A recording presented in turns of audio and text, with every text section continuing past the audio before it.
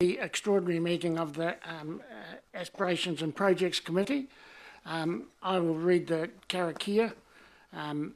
Mai te monga, ki te moana, tuku te wairua ki a rere, hei arahi ai a tātou mahi, kia kotahi I tātou tātou, katoa, tihei Marioa. Thank you. Oh, yeah. Apologies. Are there any apologies? No apologies that we've received. We've got a full turnout of the members of this committee, I presume? Yeah. There's no members missing, is there? Okay, thank you. No apologies. Declarations of interest. Yes, I'll decline to participate in the Bushy Park matters because I'm on the board, trustee board. Thank you, Councillor Ross. Any others? Yeah, Mr Chair, similar situation for me for the Whanganui Regional Heritage Trust item. I'll be stepping away. Thank you. First item on the agenda is the confirmation of minutes of the Aspirations and Projects Committee held on the 9th of August. Do I have a mover for that? Moved by the Mayor Andrew, seconded by Councillor Peter. Is there any discussion about those minutes? No discussion. I'll move from the chair that the minutes of the Aspiration and Projects Committee meeting held on the 9th of August are confirmed as a true and correct record. Those in favour, please say aye. Against, carried. Thank you.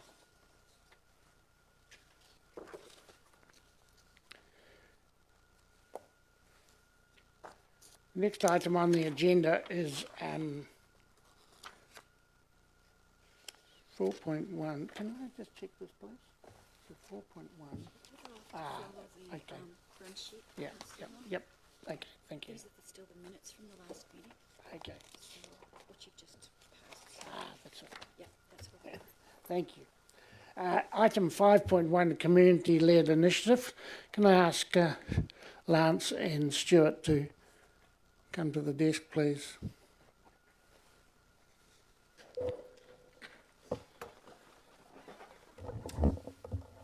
Kia ora everyone. So I'm just going to quickly introduce Stuart White. I think most of you have met him now, but Stuart is our conduit, if you like, for the community-led initiatives. He is at the receiving end of the website system we have, where the community start to put their ideas forward. Stuart can see them as soon as they start, and part of his role is not only waiting for them to get to the end of completing their document, but if he sees them they're a bit stuck, he reaches out to them and tries to help them to get through the process, which then flows on after this, where Stuart's role continues, where he helps them move it from that initial idea on a page, if you like, through to a point of entry business case, which is completed by Stuart or the relevant officer. So we have 6 groups presenting. I'll pass over to Stuart just to introduce those groups. Kia ora tātou. This continues the series of community presentations. You heard from 2 groups at the last Aspirations and Projects Committee meeting, and today we have, starting with the Hakiki Street Community Centre, then we have Whanganui Regional Heritage Trust, Special Olympics Whanganui, Kaiwi Beach Community Group, Bushy Park Tarapurahi Trust, and with the Tramping Club, and then Bushy Park, supporting a Bushy Park case following that. Each of these groups has been supported through the process, as Lance outlined, and we have given them 10 minutes to make their presentation, with 5 minutes following for questions. So each group's been invited based on the timing of the meeting. Thank you. Thank you, Stuart. Thank you. And so you mentioned the time there. It's 10 minutes presentation and 5 minutes for questions. I confirm that? That's correct. Yeah, yes. Thank you. Yep, that's correct. Yep. So shall I just we'll start with Hakiki Street Community Centre. So introducing Marie Butterini and Laurie Bishop, who are going to present their proposal.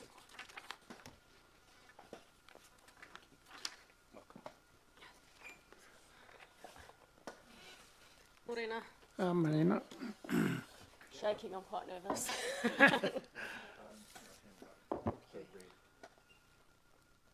Okay. Tēnā koutou katoa.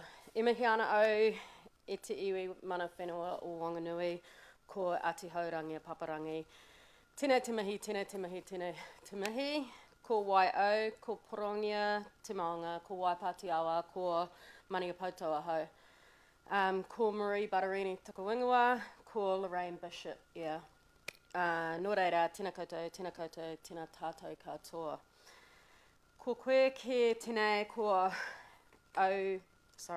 tēnā ko wai o te kiti. This is the whakatauki that was gifted to us by the Wanganui iwi, and I thought it was a great place to start today, as it certainly is the kaupapa behind why we're here today.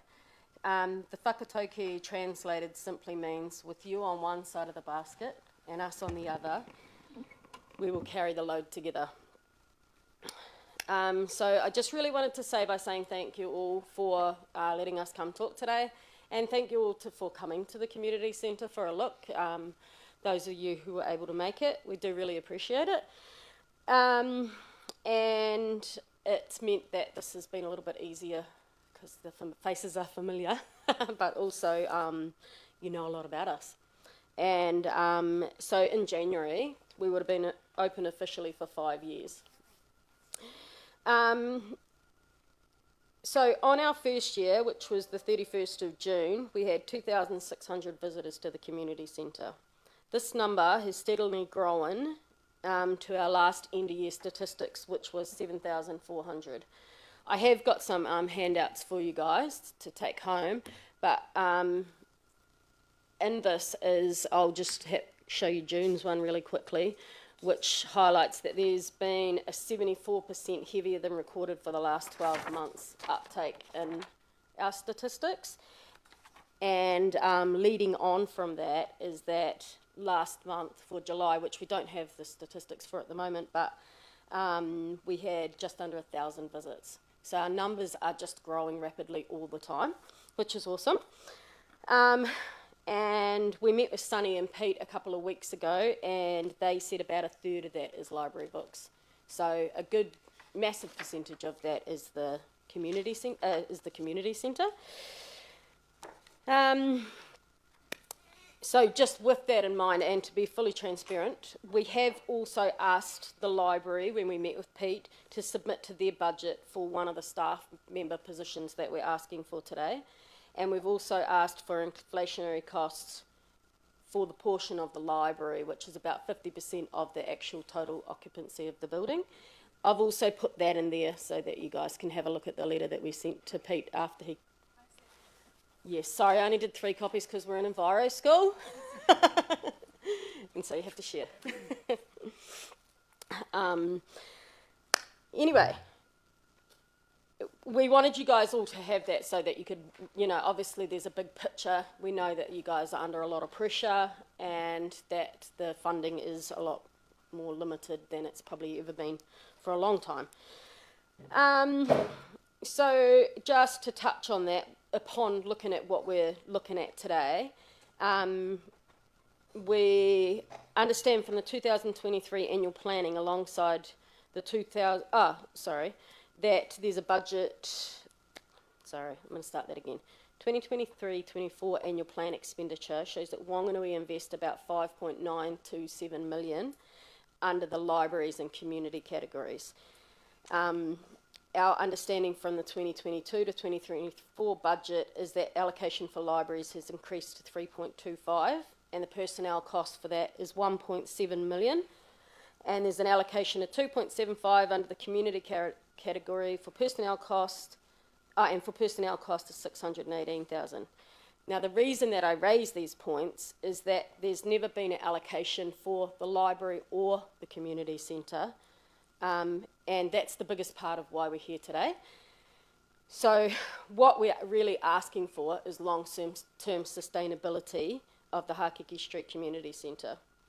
Our biggest challenge and time consumption is always around trying to find financial resource to maintain staffing.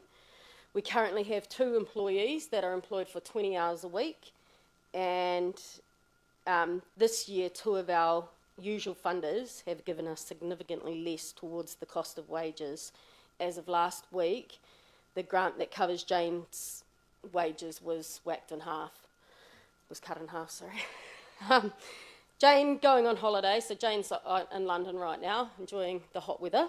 But it's really shown us how much free time she's been contributing towards the community centre. On top of building connections with people, applying for funding, budgeting, writing plans and creating new initiative, she still spends 10 hours a week counselling the community. And it's quickly become apparent with her going that this is not sustainable within 20 hours. Hakiki Street wasn't what anyone expected it to be. It started with a small idea of putting a few books in a library. But what we discovered over in Wanganui East is a community that's in need, and that's really what's driven us to where we are today. What we were looking at is a partnership with council.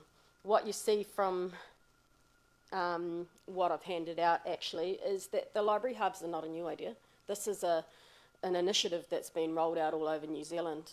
Palmerston North, for example, has I think 5 or 6 libraries and about 5 or 6 community hubs that are heavily supported by the Palmerston North City Council. But also I've put in your folders, there's a research done by the libraries around 6, I think, cities that are doing innovative stuff around supporting the community by utilising the library. Anywho, so I collated the data for you guys to have a look at for that. So what we are proposing is somewhat unique in the fact that we already have an independently well-established community centre. We're coming from a proven successful position and a big picture thinkers. Our board is made up of people who understand business and are very successful at this. Our board is made up of people who understand what our community needs and can think big picture and forward around long-term sustainability and results.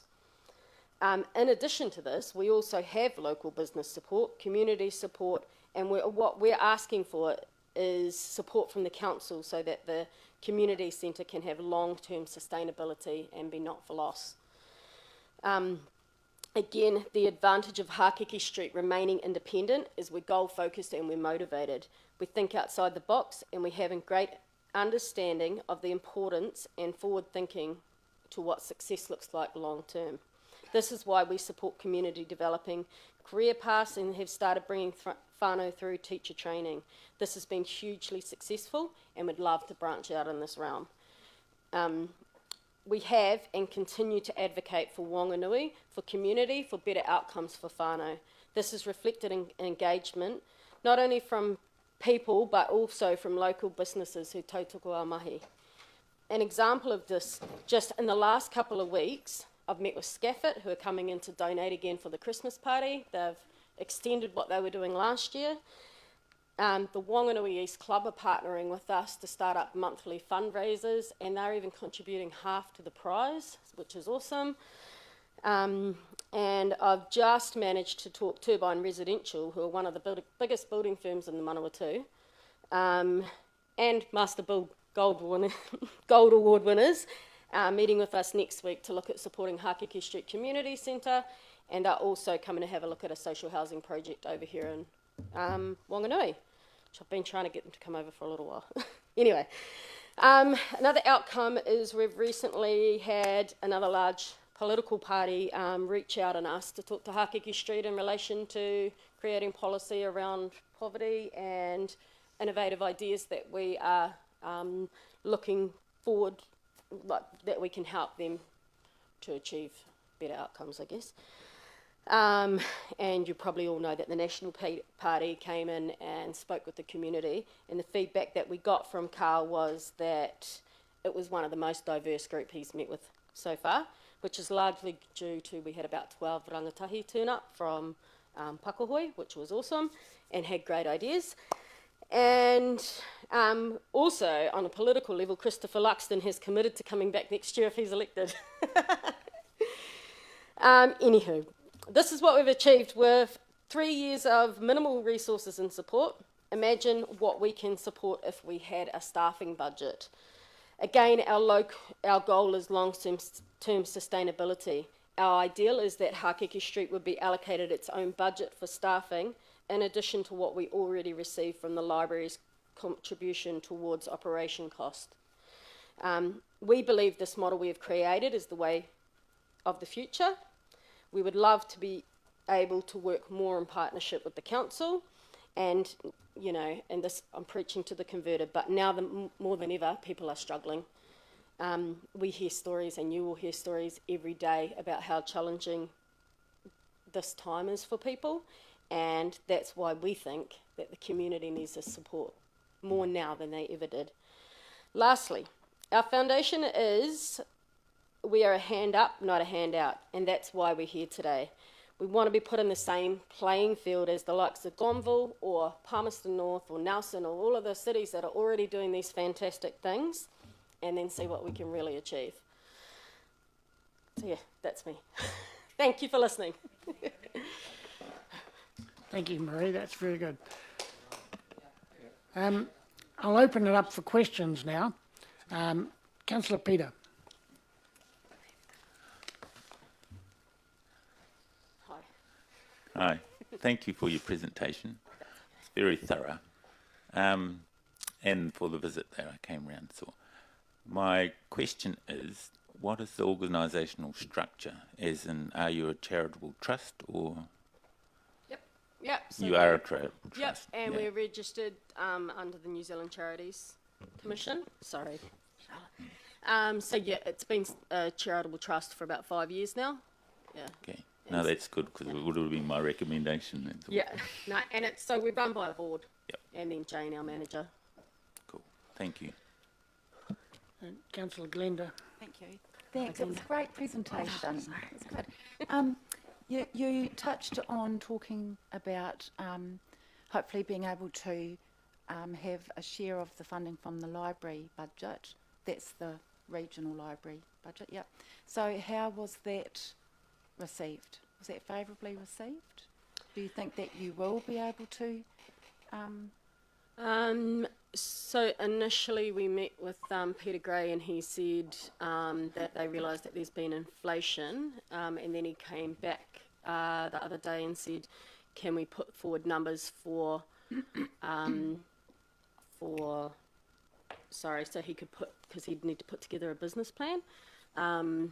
So we're not actually sure, but I guess that one of the things that we would prefer to do is be run separately anyway. I feel sometimes like we're restricted within the budget from the library, and again, like I say, we're outside the box thinkers, and we're not restricted by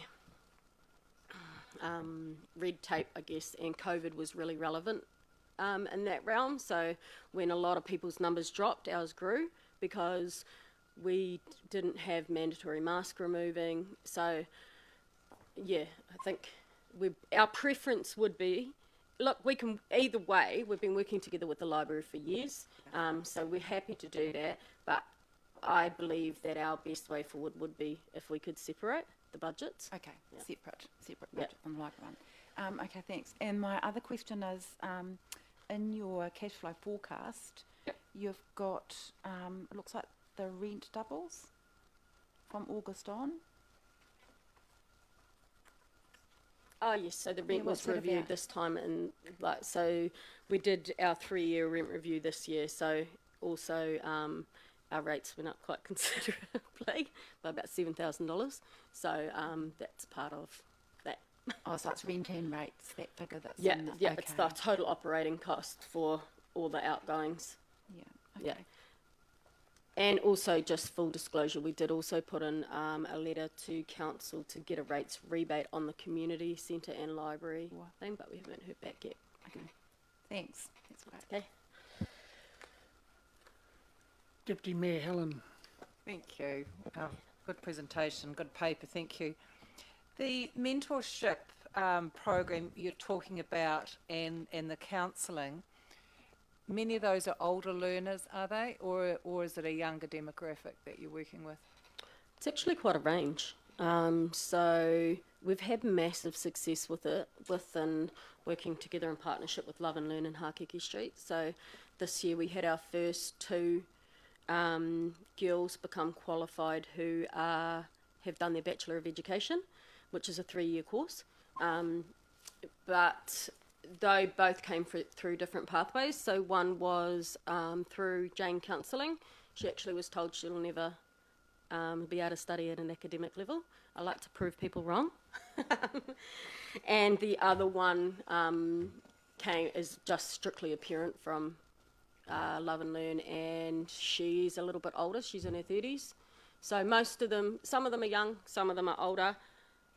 The majority were people who weren't working or in study at all. So 90% didn't have previous employment. Yeah. Yeah, it's a great success and great pathway that you're offering. This is slightly off the wall, I suppose, but we have been talking at council around having a youth hub. Yep. Somewhere where youth feel that they can go and it's safe, and I guess it's free, and they can do a variety of things. And we don't know what that would look like yet. We're sort of struggling with it, I suppose. But here you've got the centre that's in a community already. Mm-hmm.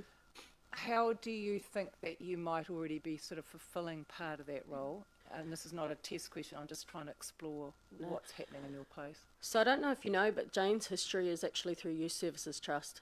So Jane specialises in working with rangatahi, and so a big percentage of the people that come into the community centre are youth due to that reason. But also we have a really good relationship with Pakahoi across the road, and they have their alternative education.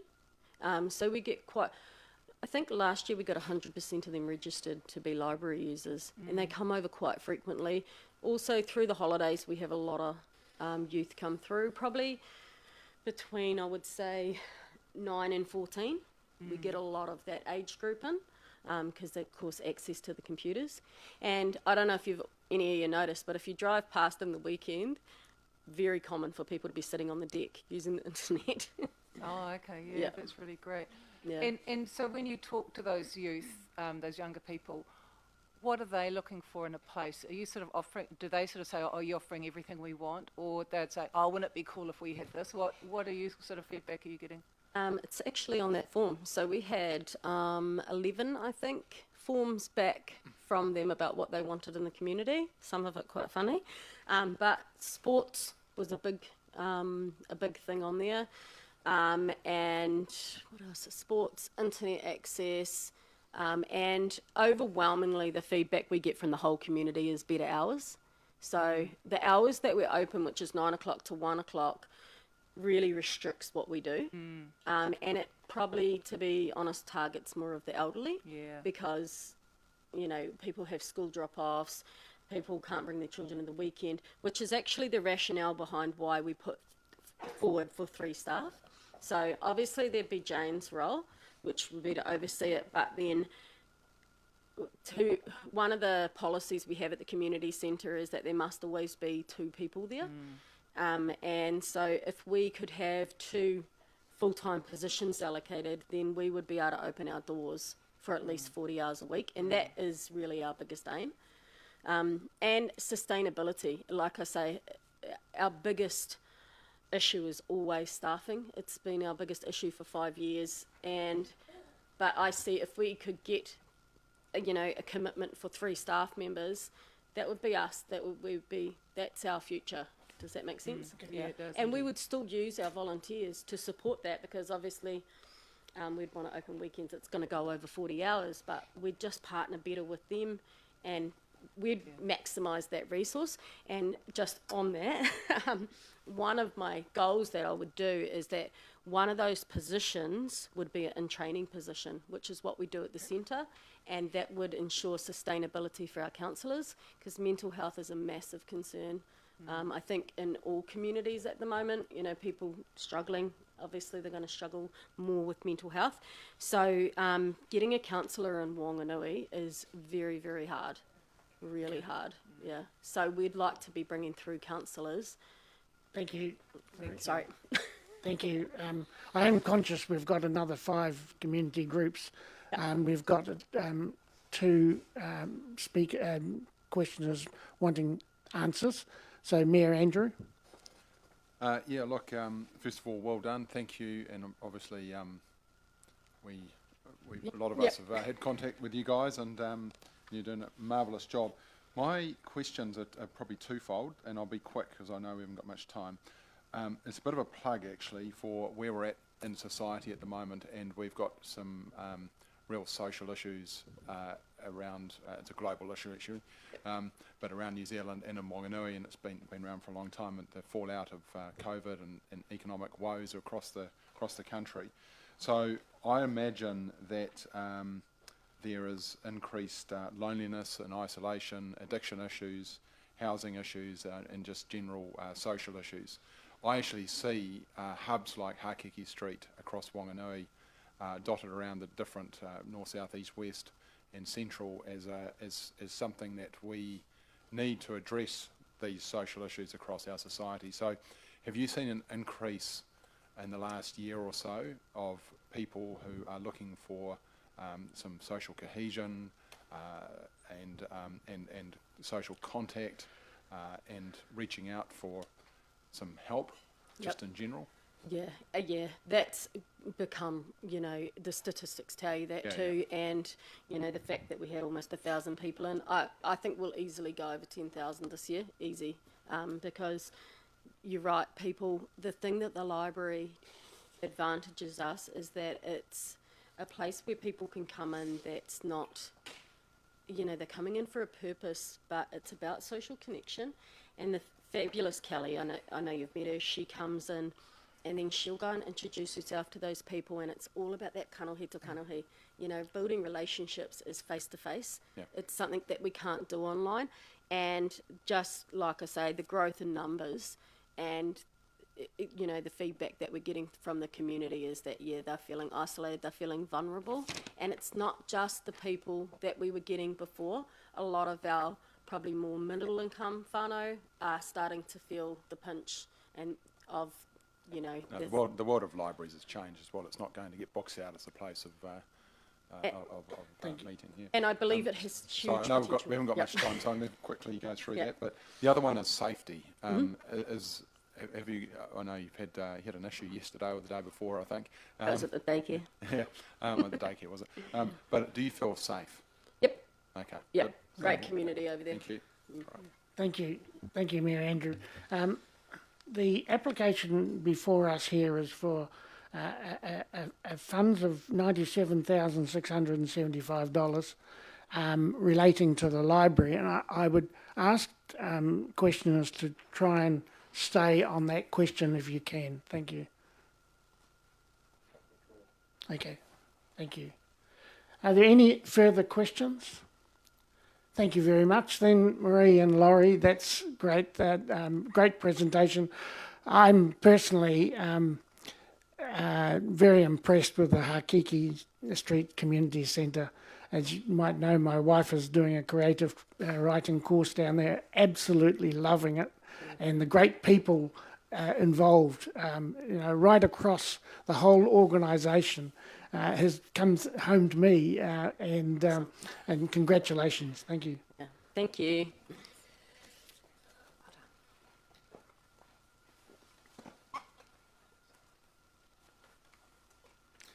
Now, Stuart, would you like to introduce the next group, please?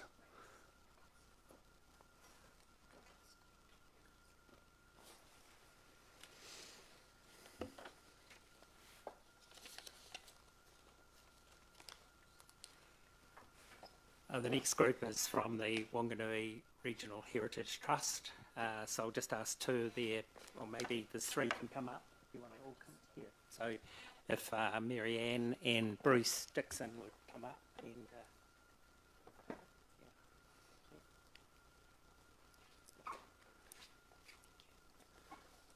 Welcome, Bruce. And was it Mary Ann? Marianne. Mary Ann, hi. Thank you. Bruce, it's a while since you've presented here. Welcome back. Deja vu, Mr. Chairman, isn't it? Well, firstly, thank you for giving us the opportunity to. You're on. I'm on to present our case. We are at the very beginning of our project here, and it follows on. Maybe I should talk a little bit about the Wanganui Regional Heritage Trust first. So the Wanganui Regional Heritage Trust was set up after Heritage New Zealand disbanded all of the groups around the country that supported what was then called New Zealand Historic Places Trust. And so we were founded by a remarkable woman called Wendy Pettigrew, who we all fell in behind with great enthusiasm. And the role of the Heritage Trust is to promote the value of heritage in the Wanganui Regional District, which includes the Waimarino and the Rangatiki. And our role, we believe, is in education of the importance of the heritage preservation, actually practical things to ensure that continues, and actually undertaking projects which reinforce that. And one of the projects we did recently was with the council, in partnership with the council, was the design and construction of the new entrance at Anzac Parade, being the entrance to the Jury Hill Elevator Tower, tunnel and lift.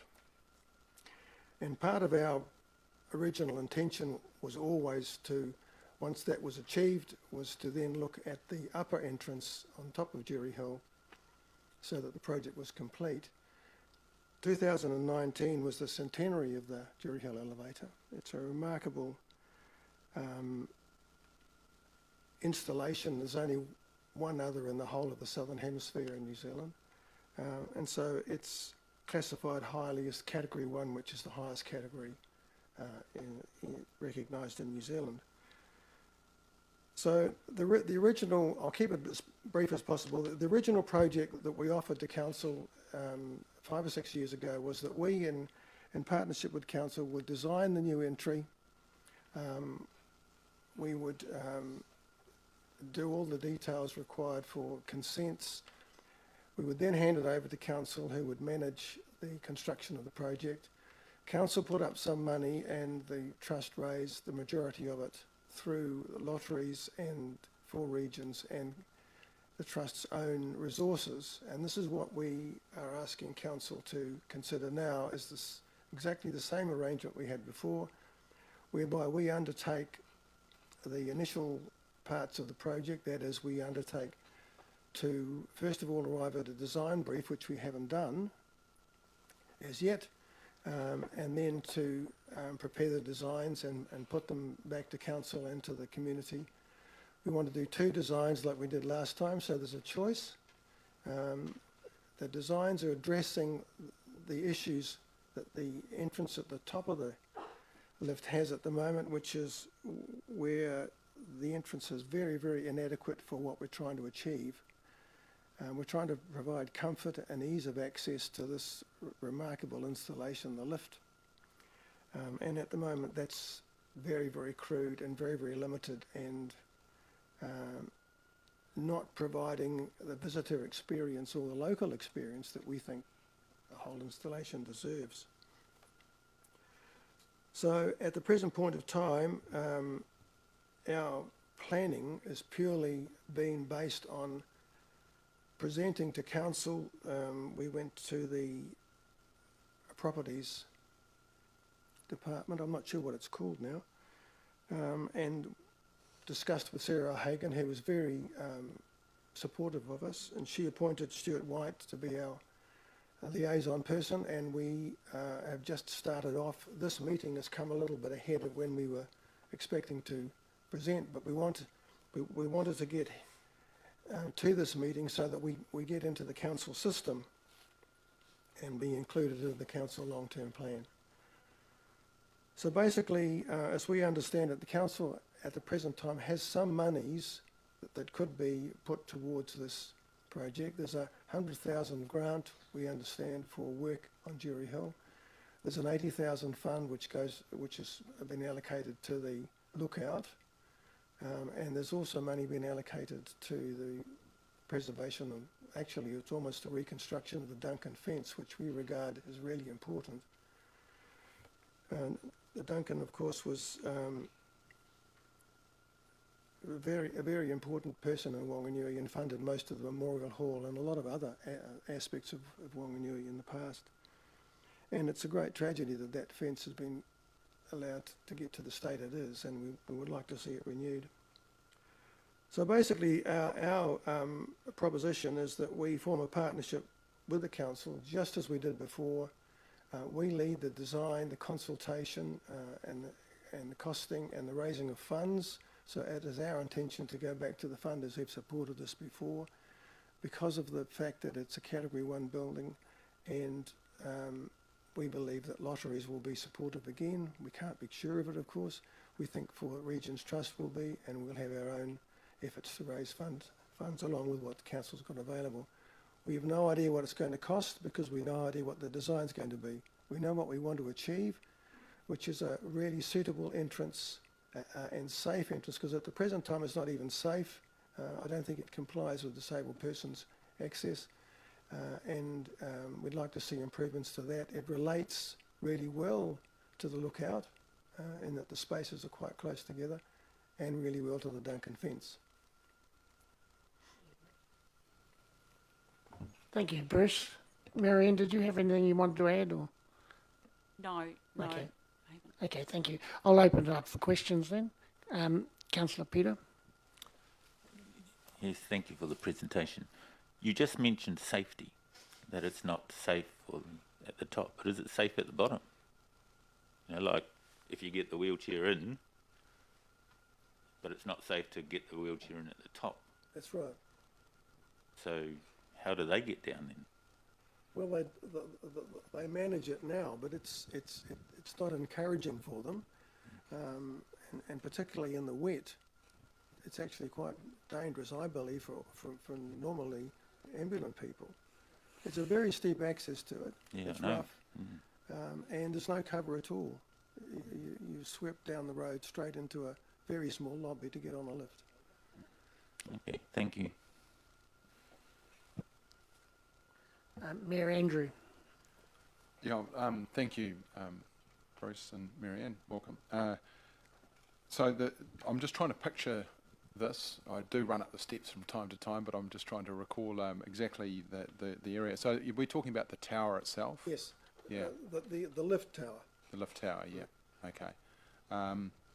And so with the lookout above it as well, is that the area we're talking about? I'm just not sure. Well, I haven't got a photo. I'm just trying to visually understand Okay, it. well, there's a lookout on top of the lift Yep. tower, and council proposing to put another lookout at the side of it, Right. which I believe there's been a design for, and there's been a costing for, I presume. Yeah. Our interest is not really in that lookout. That's a major council project, but we accept that we need to design them together so that they work together. Yeah, sure. Yeah. I get that part of it. Yeah. Okay. So I know it's not part of this, but do you know about the tower itself? Whether it's an old structure, is it safe from earth? Is it an earthquake-prone building by any chance? It's No, we don't. don't know that either. Yeah. I'm just wondering about the bigger picture of all of this whole package. It's just opened up a question. Well, I think the answer to the question is that we don't know about the structure of the tower. We don't know what the limitations of land are. There is private property close to the lift, and we don't know the extent of that. We've only just started with an idea, and the idea is to investigate all those things and report.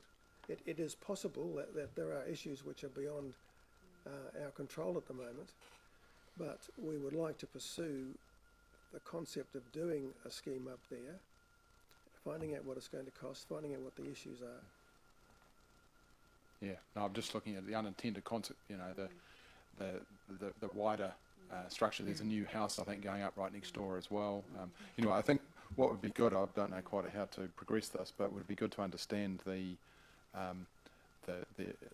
MBS standard of the tower as well as just so. Your Worship, I think the health and safety issues are outside what we're discussing here. Without the proper advice on what the health and safety issues are, I think it would be to discuss possible safety issues in front of the public without proper advice wouldn't be advisable. Yeah, no, I'm not talking about health and safety. I'm talking about undertaking the project and finding out that that potentially there are some issues. Well, those are the things that will have to be looked into at the time this is considered. Yep, okay, that's fine. We're also aware that we would be in touch with consultants and surveyors, you know, as part of our planning as well. Councillor Charlotte. Thank you. I am not that sure about the Duncan fence. Is it the white picket fence? Yes. Around the grass? Okay. So which is quite a separate project to what you were initially talking about with the entrance to the building. Yeah. So, but they're sort of, you want them to happen in side by side. We would like the design to include the fence. So there's three elements really. There's the fence, there's the tower, the building itself and the entrance, and there's the lookout that council are proposing. And we think that all those three need to be looked at together. And so our proposal is that we undertake the role of investigating all of that. The council has funding in its budget for aspects of it, and we would like that funding to be allocated to that purpose. Once we've been able to investigate all the issues that relate to the building and the access and the lookout, we will be able to report to council with designs as to how to address that. Once a design has been chosen, we will then be able to cost that and report again to council on that. So it's a reasonably long-term process of going through from a beginning which is not established yet to arriving at a possible project at the end. Yeah. Thanks. Thank you, Bruce. It's just a final question from Councillor Philippa. Thank you. Yeah, thank you. Thanks very much for that. So it's possibly a question to the Chief Executive or the Chair. Just on what you've just said, Bruce, at the moment we really said you'd like the council to fund the cost of consultants from the current funding to get this underway. The work so I guess my question is, where would that decision come? You know, this committee is kind of around about lining things up for the long-term plan, pretty much, if I'm right. But where would we the gap in between, obviously, to where would this come to make that kind of decision? I'll ask the David, Chief Executive. to progress it prior. Thanks. Through you, Chair, I think that's a question I'm going to not answer straight away. I think I need a little bit of time just to think about that, think about what's in the scope of our existing work programme, what stage we're at in progressing that, and what delegations I might have to make that decision. So I need a little bit of time before I can answer your question and give you an answer I'm confident standing by. Sure, but just at some stage if council could get an update on that, and obviously the trust. Thank you, David. Thank you. Thank you, Philippa. Fine. So thank you, Bruce and Marianne, for that presentation. This committee does not, at this stage, make any decisions on any applications. We're only hearing them at this point in time. So thank you for your presentation. Thank you. Can I just say one last thing about the Duncan fence? Initially we were just going to work on putting up an interpretive panel for it, for information. Then we realised that it's in poor repair. But we would apply to the Heritage Grant Fund, and we've got a very fits into that brief. So we are already aware of other ways that we can help fund our project.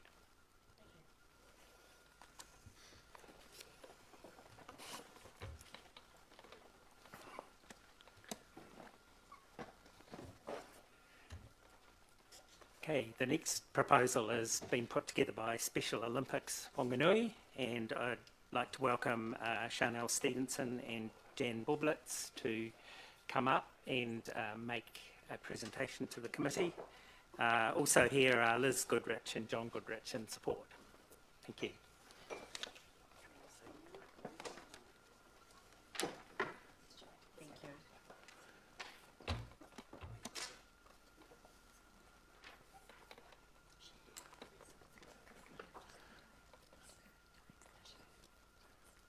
Sorry, I picked up the name Jan, but I didn't pick up the other name. The name is Bublitz. Chanel. Chanel. Okay, thank you, Chanel. Morena, kia ora koutou. Yeah, please feel free to sit and do your presentation if you feel more comfortable. I like standing. Okay, fine. Sure. I've got quite a voice that carries, so I don't want to overwhelm you. Again, morena and kia ora koutou. My name is Chanel, and I have been a volunteer with the Special Olympics in Whanganui for the last 3 years as a powerlifting coach and on the executive committee. I'm joined today by Jan, the chairperson of the Whanganui Special Olympics, and our newest members, John and Liz, who have been instrumental in preparing this proposal. Today, I'm excited to present a proposal that holds the power to transform lives, uplift the community, and promote inclusivity. Special Olympics Whanganui plays an important part in our community, enriching the lives of people with intellectual disabilities through the power of sport. Our athletes find joy, confidence and fulfilment on the playing field and in their lives. Our project aims to redevelop the former St John's Bowling Club site, creating a hub for sporting facilities for the intellectually disabled and a home for Wanganui's Special Olympians. The initiative not only fosters physical well-being, but also nurtures emotional growth and fosters a sense of belonging for people with intellectual disabilities. Allow me to share the details of our endeavour. As you can see, I've got the site location up on the board here. And the site, our proposal, centres around the redevelopment of the council-owned former St John's Bowling Club site that is currently leased by Special Olympics Whanganui and is going through the renewal stage at the moment. As you can see depicted in the graphics, the site leased by Special Olympics Whanganui makes up part of the Laird Park Reserve. There is a beautiful green space that connects it to Great North Road, the highly used netball courts, and the very well maintained Laird Park bowling greens. And on the corner of Pitts and Peach Street is the site we currently lease and the one in which we intend to become the jewel in the Laird Park crown.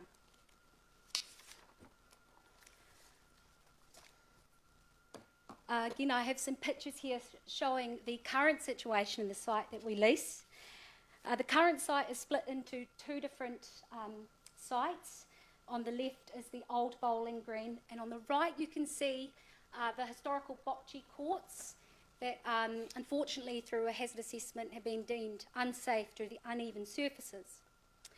Unfortunately, the existing facilities have limitations hindering the full potential of our athletes and the wider intellectually disabled community.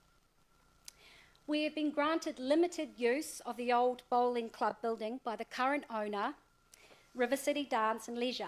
That's to utilise the kitchen and the toilet facilities. However, these facilities and grounds limit us to our current sports and do not allow us to work with athletes in developing new skills.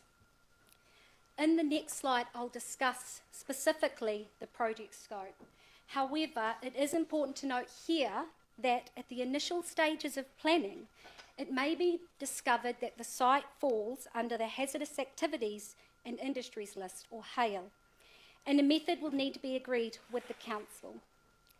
Initial discussions with the council indicates it may be possible to deal with this as indicated within the project scope.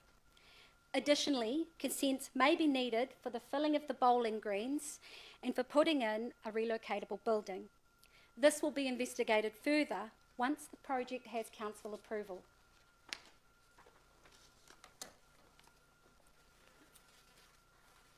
Wanganui's Disability Sports Hub. Our plan is to clean fill the old bowling greens and create a versatile multi-sport hard surface area, enabling a range of various sports activities. Additionally, the site will be transformed into a welcoming space for various sports, including bocce, soccer, badminton and table tennis. A crucial element is the inclusion of a relocatable building for storage and for social activities, fostering a sense of community and interaction. Our aim is to provide a space that not only offers sporting opportunities, but also aligns with our core values of inclusivity, friendship and understanding. There would also be a real opportunity for us to grow our sporting numbers, but also host Tier 1, Tier 2 competitions where we host other clubs from around the country, which would bring in a lot of people staying in our community, and we would be introducing them to new sports as well, which is fantastic. We see this as a shared sporting hub for all of Wanganui's disability organisations, but also a home for Wanganui Special Olympians. The outcomes and community benefits will be that we'll be empowering our athletes. Our project will provide intellectually disabled individuals in Wanganui with a dedicated base for mentorship, coaching and skill development. We currently utilise several venues throughout Wanganui, but they limit our offerings. With this site, we can introduce new sports, cultivate confidence through unified sports, and foster meaningful friendships. This would be a shared space for other intellectually disabled organisations in Wanganui, but home for Special Olympians. We'd also be enhancing the community space. Not only will the site benefit the athletes, but it will also improve the aesthetics of the area for the local residents. The beautiful historical gates will be restored, and the entry and parking area will be upgraded for increased accessibility. Special Olympics Wanganui has a dedicated and passionate committee with wider engagement from athletes, whānau and other community organisations who are willing to drive this project through to completion and to ensure it shines long into the future with a dedicated groundsman budgeted into the annual budgeting. Our committee has an experienced funding application writer who will seek grants from other donors to support different phases of this project. What we require from you. With this partnership, we are seeking Council's acceptance of this proposal and its inclusion in the long-term plan. We require approval for the multi-sport ground placement and assistance from the Council to create the sports ground, including potential hail remediation costs. In addition, we are asking for Council approval for this project so that some work can commence on the site immediately. If Council is prepared to partner with Special Olympics Wanganui on this proposal, we would require assistance with regulatory consents and approvals. In conclusion, this project signifies more than just a redevelopment. It signifies hope, growth and unity. By creating a haven for Special Olympians and promoting inclusive sports, we contribute to a vibrant, empowered and connected community. We urge you to consider and support our cause, enabling us to uplift lives and create a lasting legacy. Thank you. Any questions? Wow. Thank you. Thank you. Thank you, Chanel. Excellent presentation. I'll just ask you the first question myself. The estimated numbers of participants in Special Olympics that would happen on that site, what numbers are you talking about here? Well, currently our club numbers, registered numbers at the moment, are at 30, but are growing. So we've seen a significant decline post-COVID. We weren't able to train for a long time. However, we are growing those numbers now. But in terms of outside involvement and clubs, other clubs coming to Whanganui, to give you an idea, if it was a soccer tournament with large teams and we would have, it would go over 2 days for a two-tier tournament, it could be up to six different clubs coming in for that. Powerlifting, an example, we go to Palmerston North to compete, and they have Waikato, Taranaki competing there, and there can be up to 30 participants along with obviously their support crews as well. So, Okay, thank you. Now, I didn't pick up who was going to be first, but I will have Councillor Ross. Oh, thank you. Don't know where to go, but one question. I see the vision, the stages that from the gates to the driveway to the fencing to the infill. The infill is the interesting bit. Basically, if I interpret this correctly, my question is obtaining a long-term lease support from the council is the number one starting point for you to carry out the vision. Would that be correct? yes. That's my question. Thank you. Yeah. Thanks, Ross. Councillor Michael. Chair, I'm going to be a little bit naughty here and go off topic a little bit. Regionally, there's 16,770 disabled people. We have 3,621 disabled people in Wanganui. Do you believe that not having the facilities is not enabling enough people to be recreationally and getting involved in sport? Do you want me to answer this one? Yep. So at the moment, due to the fact that we are limited with the space, the use of the space, and the time that we can use it, and the seasons and the weather, with regards to the outside facility, because it's a grass surface, it's not always amenable to be utilised. For us to increase our numbers, we have to have a place or a space where we can offer them to come, and we can't offer anything, so we can't keep growing our numbers into new sports until we do have that space or the surface that makes it possible. Special Olympics New Zealand are heading towards unified sports, and that's bringing them into primary schools, secondary schools, intermediate schools, where the groups of children that are eligible for Special Olympics with neurodiverse situations are set alongside mainstream players and given the opportunity to grow, to participate in a, I suppose, much more congenial way for them. To learn those skills, we need a space to provide that nurturing so that they can take that into the environment that then generally is, which is at school. Every child should have opportunity to. Thank you. Councillor Peter. Yes, thank you. Great presentation. I'm sorry I missed the first 2 minutes, hopefully. The under your stakeholders, Sport Wanganui, are you noted that offered their support, but is there anything other than just a letter of support, or have they been funding you, or something more substantive in the past? Yeah, we have a long-standing relationship with Sport Wanganui. You know, with our involvement in school programs, they support us in promoting sport in with intellectually disabled community in schools. They have offered support to, I believe, on the 27th of September. They have the full team from Sport Wanganui are going into the Lea Park grounds to begin the beautification or a working bee to start fixing up some of that vegetation and do some spraying so we can, I guess, a very small start on what will be a large project. So, so the relationship that we, Special Olympics New Zealand, have with Sport New Zealand, there has always been an in-school delivery from both sides. Here locally, we've got a very enthusiastic person with Sport Wanganui who is really keen to see that this grows, that these people are given more opportunities.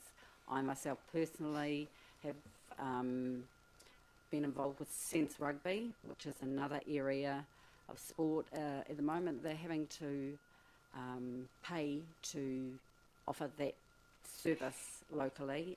They're having to pay for the area that they utilise. It would be nice to be able to offer that group and all the other groups a space where that's not such an obstacle. Thank you. Thank you. Mayor Andrew. Yeah, I just want to write on a couple of conversations around the numbers. You said you've got 30 and it's growing. Yeah. Michael's got some numbers here as usual. He's our numbers man. But I'm trying to understand. I imagine if you had the facilities, the people would come. So what is the potential numbers that you think you could attract to say you had your vision was realised, you had the facilities? What sort of numbers are we talking about? So if we start up with athletics, could be any number of people. There is not a limit on that. If you're talking about football or three-a-side basketball, you have specific numbers involved with that. So to have a group that does basketball at the moment, we have 13 basketballers. We could then extend that into having 2 basketball teams and maybe 2 three-a-side teams.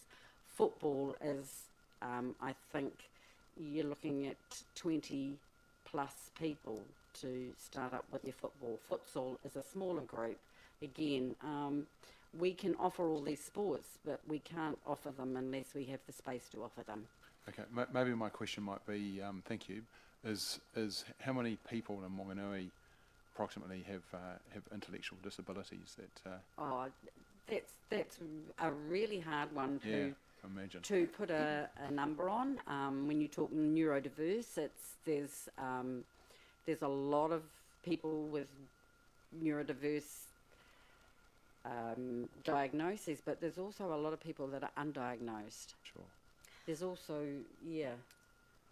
I think we could confidently and comfortably or safely have 200 athletes representing Wanganui on the New Zealand stage for Special Olympics. So we're about 10% of that right now, with your numbers that you cater for. So and for our 5-year strategic plan, 200 would be comfortable. With that becomes a greater need for volunteers. With athlete to volunteer ratio, it is 4 to 1, so 4 athletes to 1 volunteer, and that's for each sport. So as soon as a sport grows, we then need to grow that volunteer base. But at the National Summer Games that we attended in December last year, some of the clubs are at like 1,000 athletes. They're huge clubs around the country. I think Wanganui could comfortably, over the next 5 years, develop a team of 200 athletes to represent our region. Okay, thank you. Thank you. Councillor Philippa. Yeah, thank you. Look, thank you. Wonderful work you do. Great presentation. I think just checking, what I'm hearing is really you wanting your own safe space. And that there's an opportunity then to work with, our current sports and Sport Wanganui and perhaps because there's the one hand of mainstream, you hear more stuff mainstream, and then the other hand, you want your own safe space, I guess, cultivate and grow confidence. But I just on the level, just checking, we're talking about youth hubs and different hubs and the Special Olympics hub, I guess. We know some of our current facilities. We were at the Community Sports Centre, Springvale, Jubilee the other day, and really hearing that it's only about a third utilised, for example, overall. So I guess I just want to check in regard to this or us investing more in Special Olympics and using some of our other facilities, our hockey turf, our, the development at Wembley. Could you just explain why you think this is so important as opposed to, some of our underutilised facilities? Small example of that is that at the present time we have a storage container at a container yard with our uniforms. We have memorabilia, photographs, medals, trophies in boxes.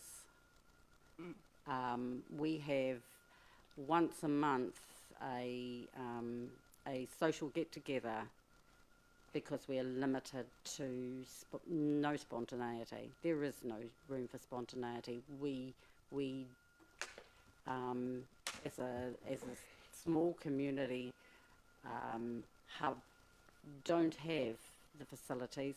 We can't store our stuff just anywhere. It's made it very difficult for us to actually be. Thank you. Councillor Glenda. Thank you. Great Will be the presentation. final Thanks. questions. Thank you. I'll be quick then. Quite a sizable project, and you've got great focus, great goals. It's really exciting. I'm just wondering if there was and I see that you are wanting to make the facility open to the wider disabled community in Wanganui, which is great. If you had space in your events calendar for other organisations, not-for-profits, for instance, in Wanganui to be able to come and use that facility, would it be available for them as well, noting that first preference would be for the disabled? Absolutely. Yeah, it would be open. Absolutely. This Right. is a community project for all of Wanganui. Cool. Thank you. Fine. Well, thank you very much, Chanel and Jan. I think we're aware of the benefits of the Special Olympics to that community, and wish you well. Thank you. Thank you. Thank you.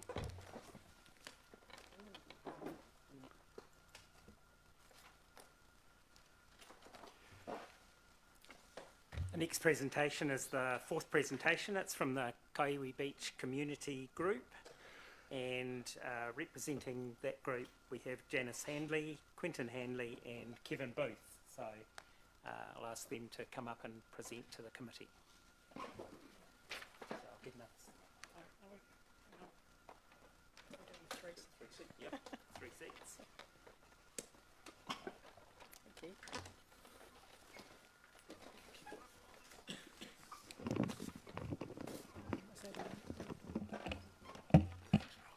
Welcome to the table. I know Kevin, Quentin, and sorry, I didn't pick up the other name. I'm Janice Handley. I'm Jan. Quentin's wife. Okay, Janice. So welcome. We are here, as we say, as representatives of the Trail Subcommittee for the Kaiwi Beach Community Group. We are here by default in a way because Samita Dale, who's actually composed this proposal in the PowerPoint, was unable to be here today. So we're the stand-ins. So I'm just going to sort of open up with a bit of a background to the proposal and the benefits. My husband Quentin's going to talk more about the actual project, the site, the costings, the scale, and Kevin's going to talk about the stakeholder support and feedback that we've had in regards to this project. And then we'll tell you what we'd like you to do for us, and we'll tell you what we can do for you.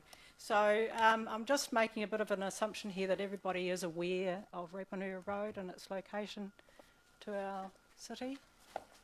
Right, okay. So the proposed trail, and Quentin will talk more about this, will actually run from the intersection with State Highway 3 right through to Kaiwi Beach. So it's an 8.3 kilometre trail which would run adjacent to the Rapanui Road as it stands. So really, this is all sort of grown out of a number of different factors. Mainly, of course, we've got an expanding residential growth happening in our area, lots of lifestyle blocks, lots of activity at the beach. We've also got our normal existing farming and horticultural operations on the road. We've got 3 very significant public recreational areas, which are the Westmere Lake, the Basin Botanic Gardens and the Kaiwi Beach. And we've got 2 educational facilities, the Westmere School and the Rapanui Brunswick Play Centre. and a motor camp at the Kairi Beach itself with a cafe. So there's a lot of things happening in this small area along Rapanui Road, and of course this has led to rather high volumes of traffic of late, which has meant that any sort of recreational activities such as biking or walking your horses, for example, along the road has become very unsafe. And so this project sort of grew out of that concern, really, from a resident's point of view, and then the idea of a trail sort of took hold. So basically, the benefits, in a nutshell, is obviously to provide a safe place for locals, for residents, and tourists even to explore and enjoy all the things that are on offer along Rapanui Road. It was obviously any physical activity is great for all of us in terms of our health. We see that there would be greater utilisation of the recreational spaces, so the lake, the Basin Botanic Reserve and Kairi Beach, by having a trail that links the three. And also there's a lot of historical and cultural points of significance along the road which are as yet we feel untapped, so that's another huge benefit I think to our community to raise the profile of these. Obviously there's an economic benefit as well. If you're going to have more people to the area, you're going to support the two businesses at each end of the road, the Pukeka's Nest and the camp and cafe at the beach end. So all in all, we think it's a jolly good idea. And so Quentin will talk to you more now about the actual trail and the site and how that would be put together. Good morning, everyone. Do you have the information, the maps on your systems? You do? Okay. So basically, it will be about a 2 metre wide shell rock trail, and it will go on the berm beside the Rapanui Road, starting at State Highway 3 intersection by the Double S motor drive, carry on past the Westmere Lake, and carry on to the Westmere School. And the Westmere School has asked if they could have a crossing at the Westmere School so that they may utilise the route when they're taking school trips to the Westmere Lake.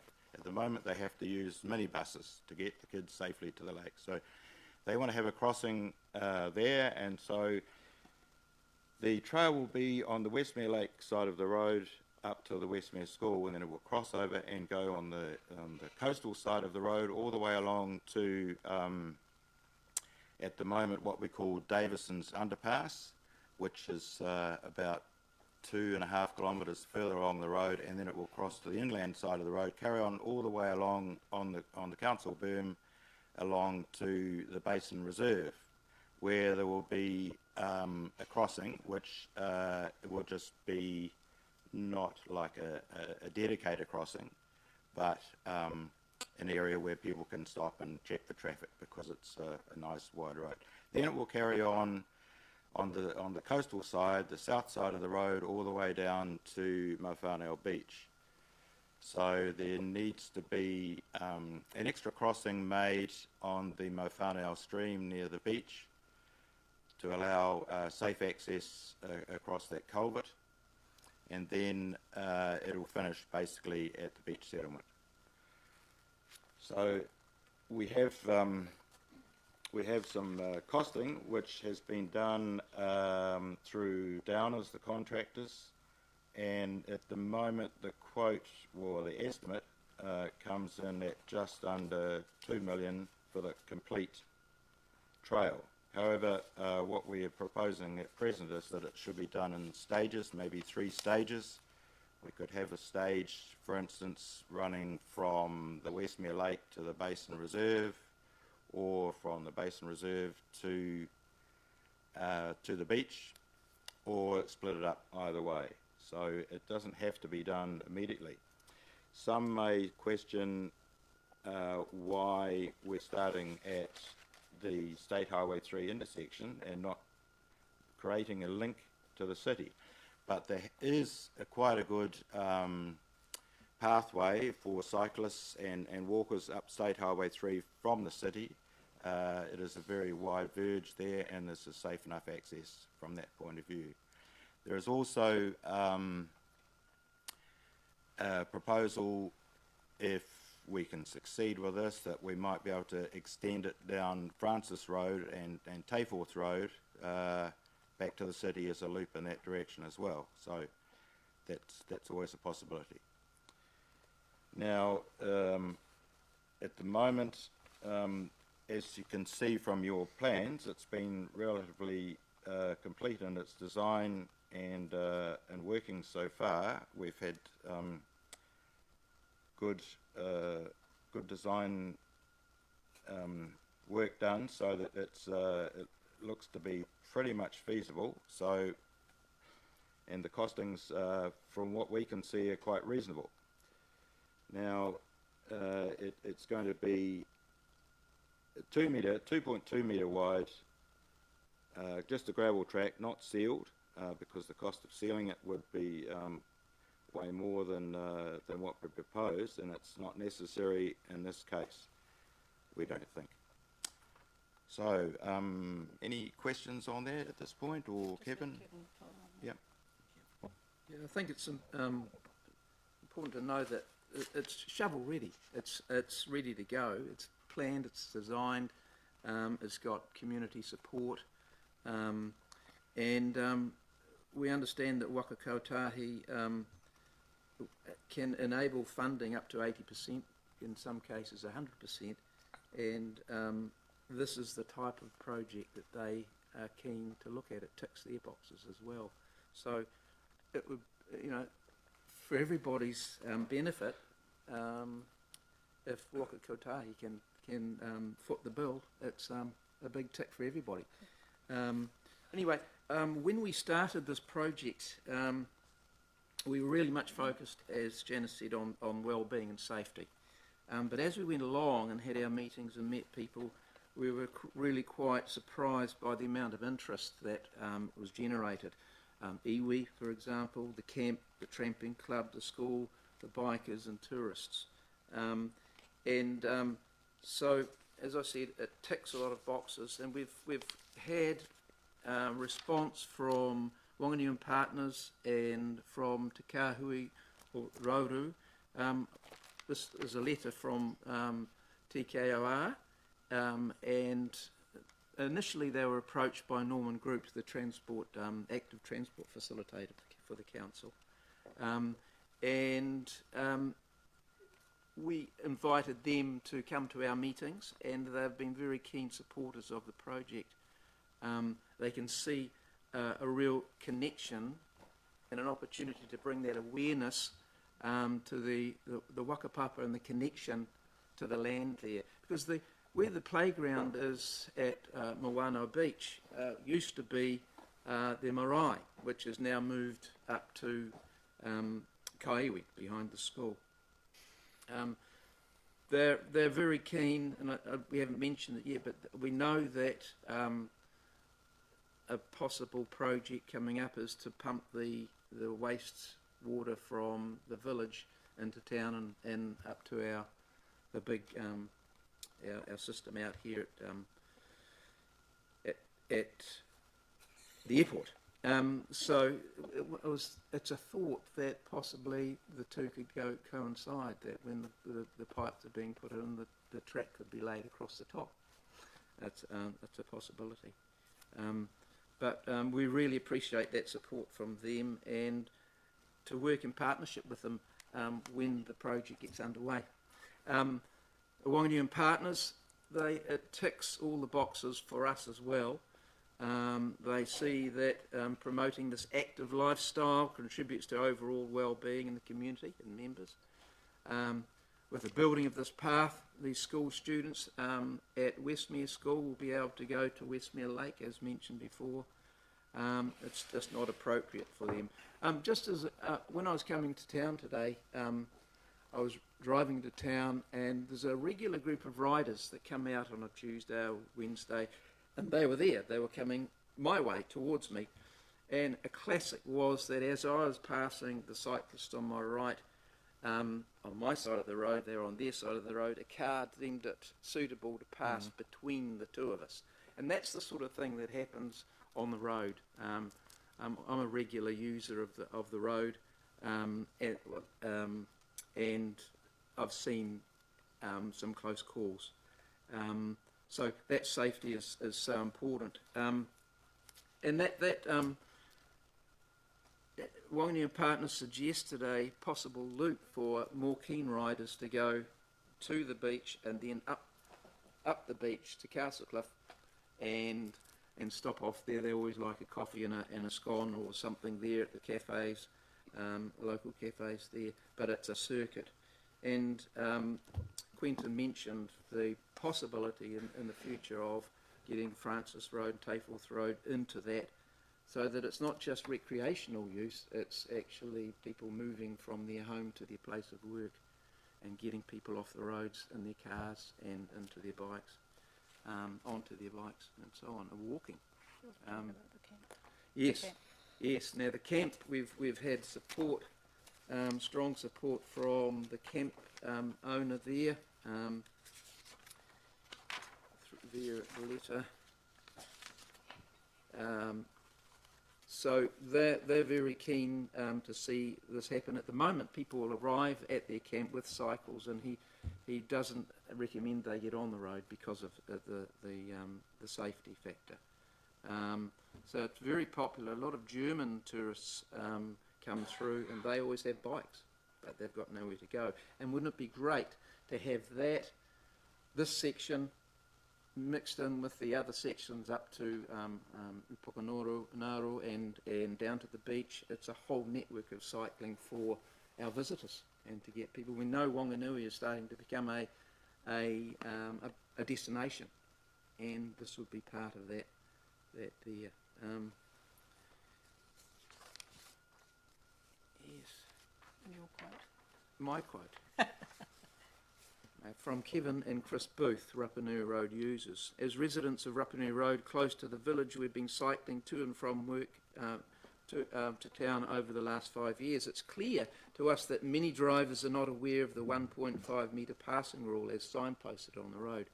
A lot of drivers do not seem to understand the vulnerability of cyclists when passing at high speed, 100 kilometres per hour.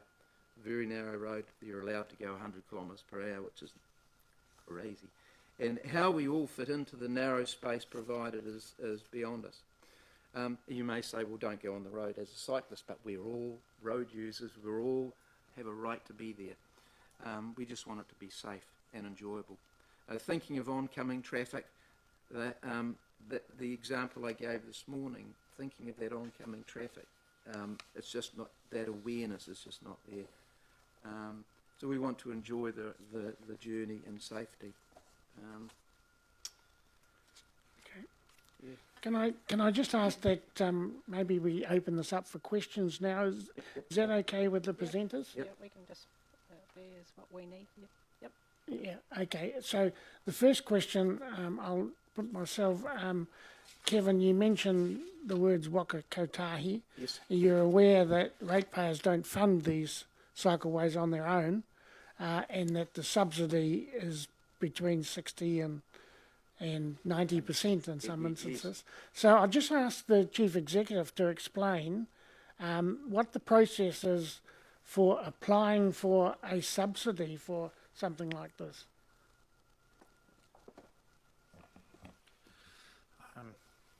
Through you, Chair, it's a simple question with a big answer. The process is effectively it's like preparing two long-term plans.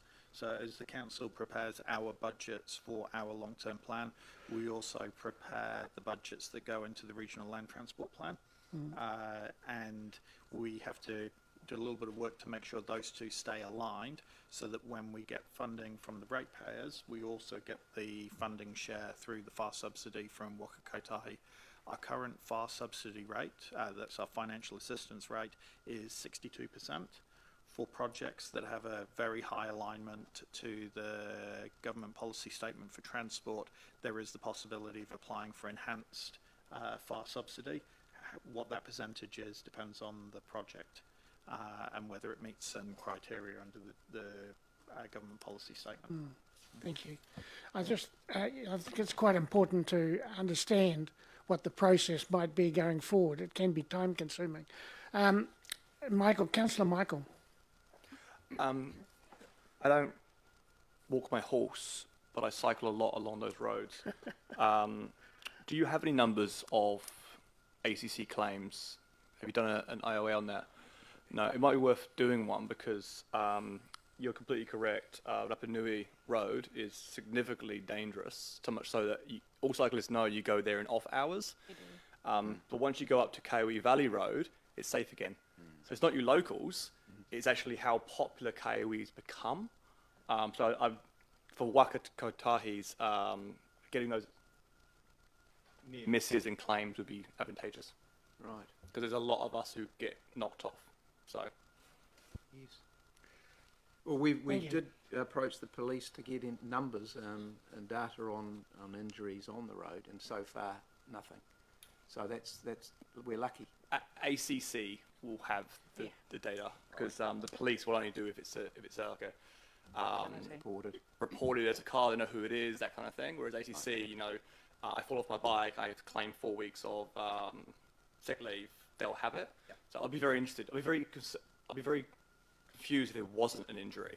Well, my wife is one of those, but it didn't happen on that road. Thank you. Other one, but we believe that Whakakotahi Transport Choices Funding Advisor said that this project would be something they would be keenly consider funding through the Streets for People program, provided it's shovel ready, and the council supported the project. So we're shovel ready. Is the council shovel ready? Okay, so I'll ask the Mayor to ask a question because I think he's got his shovel ready, hasn't he? Calloused hands to prove it. Hi, thanks, all of you. So, just on the Streets for People, I'm just a comment. I thought it was 90% funded by Whakatahi for I think Streets for People, but we can we shouldn't clarify really speculate on that at this point in time. But one of my questions was around Whakatahi, but that's kind of been answered. The other one is riding a bike on shell rock. How is that easy? So the shell rock would be compacted. Okay. And maybe down the line sometime it could be tar seal. Yeah. If you have ever been cycling in Hawke's Bay around the wine region, you'll find that virtually all the trails here are compacted shell rock. They're perfectly fine. Not so good for someone with a racing bike with very skinny wheels, obviously. But for the majority of people that use that road, or that would use the road if it had a trail, it would be perfectly fine. Okay. Thank you. So there's two further questioners. There's Councillor Ross and Councillor Glenda. When I read this, I thought, why hasn't this come up before? It just makes common sense to provide such a facility like this out to Kaihiwi. It's also a no-cost to user recreational activity, well-being, economic, cultural, social. It ticks all the boxes, etc., in your presentation. My question is whether council can put funding and support towards this great idea at this time. You mentioned at the beginning of your presentation that it could start in stages, and in theory it could start at the Basin Gardens and then go down to Kaiwi. It could start at that point. And I say that because of the car parking that's there. It makes it easy access. When you mentioned starting from the state highway, I'm aware that people who park even at the Westmere Lake, it does have some concerns about secure parking. So if it was to start, say, from the basin and down to Mopena as a start, that would be acceptable. Yes? Yes, absolutely. There has been some interest from the owners of the Pukeka's Nest Cafe that they might run bike hire from there.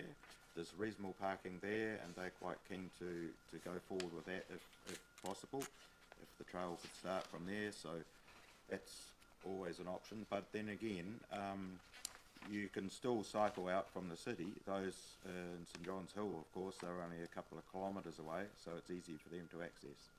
But and the school has car parking as well. Yes, The Westmere that's School has car parking available as well. You know, not during school time, obviously, but yeah. Thank you. Councillor Glenda. Thank you. Sounds great, doesn't it? I've had a couple of close calls myself on Epinoi Road. We all know that it's also a great area for racing drivers. So can you confirm 4 crossings?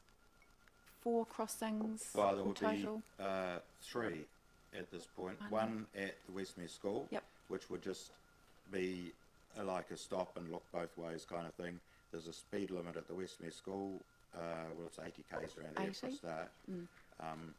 And the visibility is not ideal, but the school, when they heard about the proposal, they decided that yes, they really would like to have a crossing there. Our original plan was not to have a crossing on that side, to stay north all the way to the Basin Reserve, but we changed the plan because the school was right behind it. And of course, the school that can then take trips to the Basin Reserve along the cycle trail. Yeah. So there'll be that crossing there, and then there's a proposal at the moment to use what we call Davison's Cow Underpass. I'm not sure whether the Davisons are on board with that. There was 2 there, that one got removed unfortunately, but the road is actually not too bad there for crossing anyway.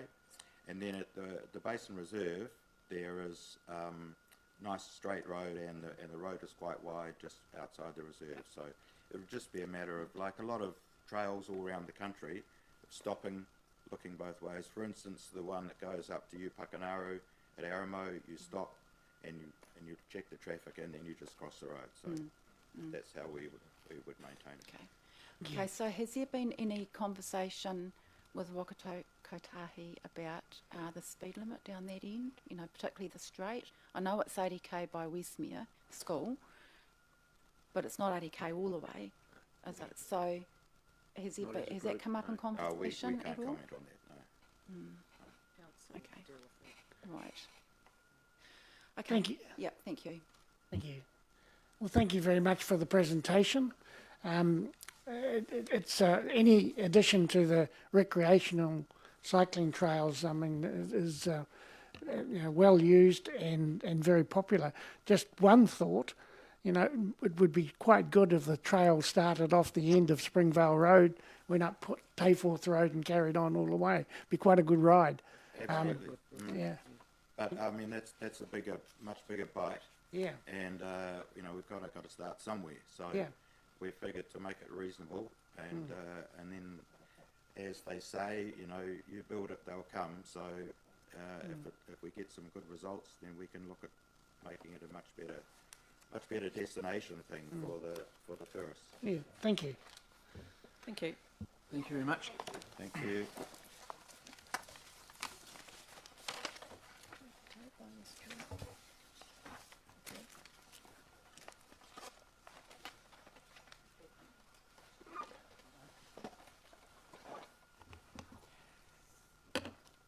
The next 2 presentations are being presented by the same group, representing Bushy Park Taurapurahi Trust and Wanganui Tramping Club. So the presenters, or the group that's going to come up and assist with that, is Bill Fleury, Keith Petraeus, Esther Williams, Mandy Brooks and Robin Paul. Welcome.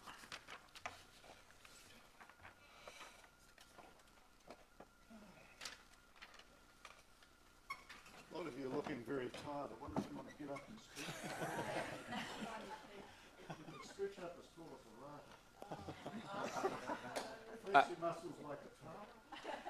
And bend over like a heel. Our chair never gives us any breaks.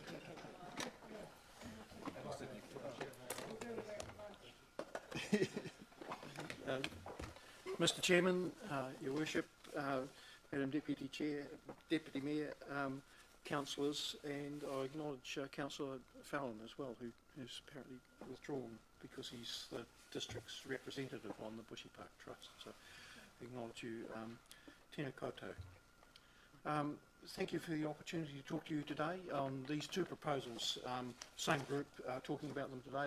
They came out of our presentation to the annual plan process, where we were asking for support for the Bushy Park activities, and also made a suggestion about the management plan for Tarapurihi. So we'll talk to him today. So yes, Esther Williams, Esther's long-time volunteer at Bushy Park, Forest and Bird member, and representative of the Wanganui Tramping Club. Mandy Brook, our excellent and wonderful manager at Bushy Park. Keith Beautray and Robin Paul, our two volunteer educators who run an excellent program, and if any of you had kids who go out to those programs, will come back talking very highly of these two gentlemen. My name's Bill Fleury. I'm one of the chair of one of the advisory groups for the Trust. Unfortunately, we don't have our Trust Chair, Kevin Ross, here today, unable to join us, but really he was the inspiration for the direction of these proposals. And also unable to join us today are our colleagues from Nararu. They're members of the Trust and members of the advisory groups as well. And today we hope we can do justice in presenting this, and do justice to their role in the exercise of kaitiakitanga and helping to ensure that the realm of Papaduanuku is managed appropriately.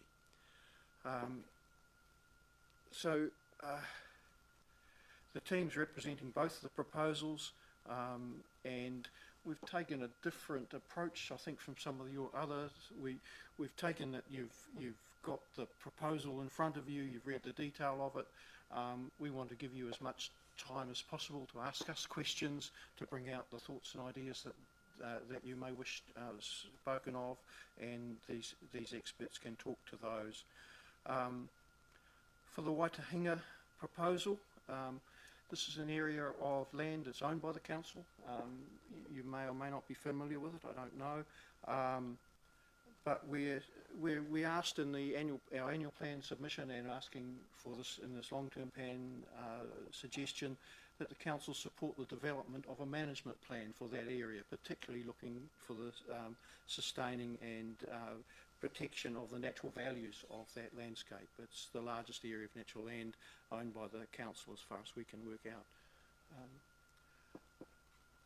Sorry, my slide's a bit dark. It's a very promising sign when you go through Kaiui, turn off and go up to the Waitahinga trails. However, when you get to the car park, the welcome's a bit less. There's reference to a signboard, but that's not accessible today because the gates are closed. And most reference on the council website is to talk to the Tramping Club. So we thought we could possibly do better than that.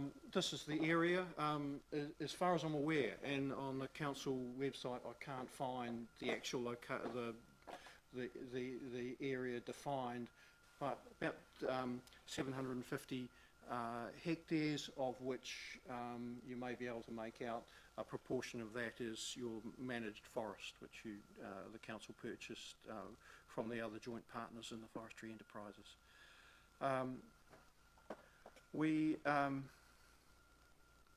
So as I said, we're asking that the council support the development of a management plan. The Trust and the Tramping Club are quite willing to lead that draft management plan development process that can go through, then come to council for their approval and transfer out for public comment. So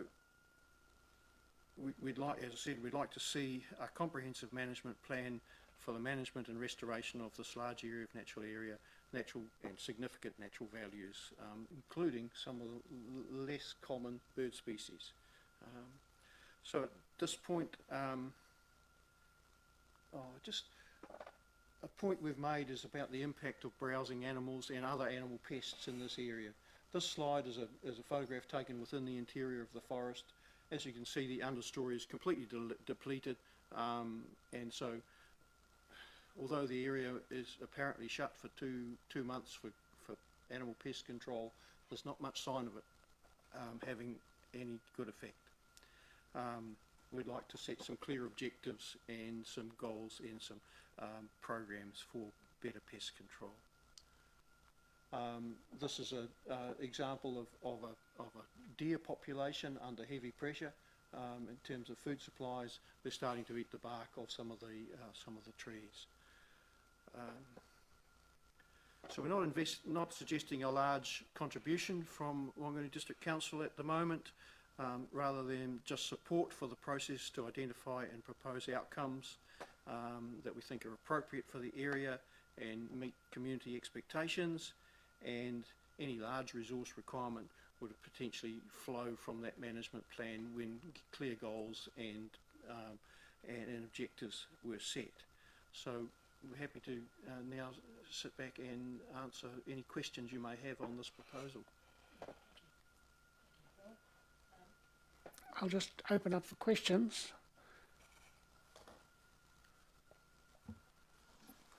Councillor Philippa. Probably asked a silly question, but that's all right. What role does DOC or Horizons have in this, and in this particular, this particular proposal and what you're asking, and do they support, are you asking them to support? We know that the pest management objectives for Horizons Regional Council would be closely aligned to a better pest management regime within the Waitanga Forest, particularly their investment in small mammal pest control, possums in particular. DOC, I am aware, is in the process of developing a goat control management plan for the Greater Wanganui National Park and the Waitotara Forest, and are looking. Spoke to the consultant who's working on that process, and he's very keen to try and extend the scope of that goat management plan across all of these natural landscapes that exist up in that part of the world. In terms of the responsibilities for pest control, that lies with the landowner, which is the District Council.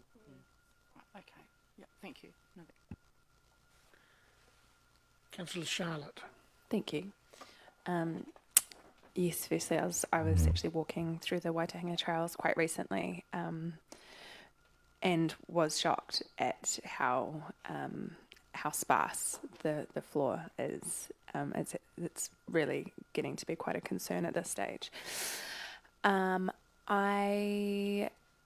just want to clarify: is what you're asking for is for council to develop a management plan, or has any work been done to date on what that management plan might look like? At this point, we were suggesting that we'd volunteer to lead the development of a management plan, the Tramp Club and the Trust, but of course involve all the other stakeholder groups in that process, and then bring it forward to council for their consideration, and then before potentially then sharing it for public comment, and then the final step would be acceptance by the council if they so desired. So we thought we could, with the expertise that some of us here today, but many other people involved in the Trust and the Tramping Club, plus groups like the Birds NZ group in Wanganui, we think also the Wanganui Botanical Group and others like that, would provide a lot of expertise at no cost to the council for developing a draft management plan. We've asked for a small amount of seed money that might cover some, say, a legal opinion or or some publication costs and things like that, but a very small amount. So. Yeah, I just want to say thank you for your ongoing dedication and commitment to that area of land. Yeah, thanks. Deputy Mayor Helen. Thank you. Thank you for your presentation. I'm just interested in why you're interested in this site. Has this been a long-term thing that you've wanted to sort of get your teeth into, and what spurred you making a presentation now? Well, as I said, it came from our presentation to the annual plan, just asking the council to think about developing a management plan. Esther will speak about the Tramping Club's involvement and her own passion. She's the one that's got us interested, but also Bushy Park Tarapuri has used the area as a source for some of the bird species that have been translocated to Bushy Park. So Popakatea is the most recent one. There's a gap in habitat that doesn't allow that species to spread back into Bushy Park. So the birds were collected from there, and I think Mandy will be able to talk about the comments that the advisors who were advising on that relocation program made about the nature of that forest, and that's raised its importance and thinking to us. And our relationship with the Ngāraru people on the trust and in our committees has also raised the awareness of the site as well. So, Esther.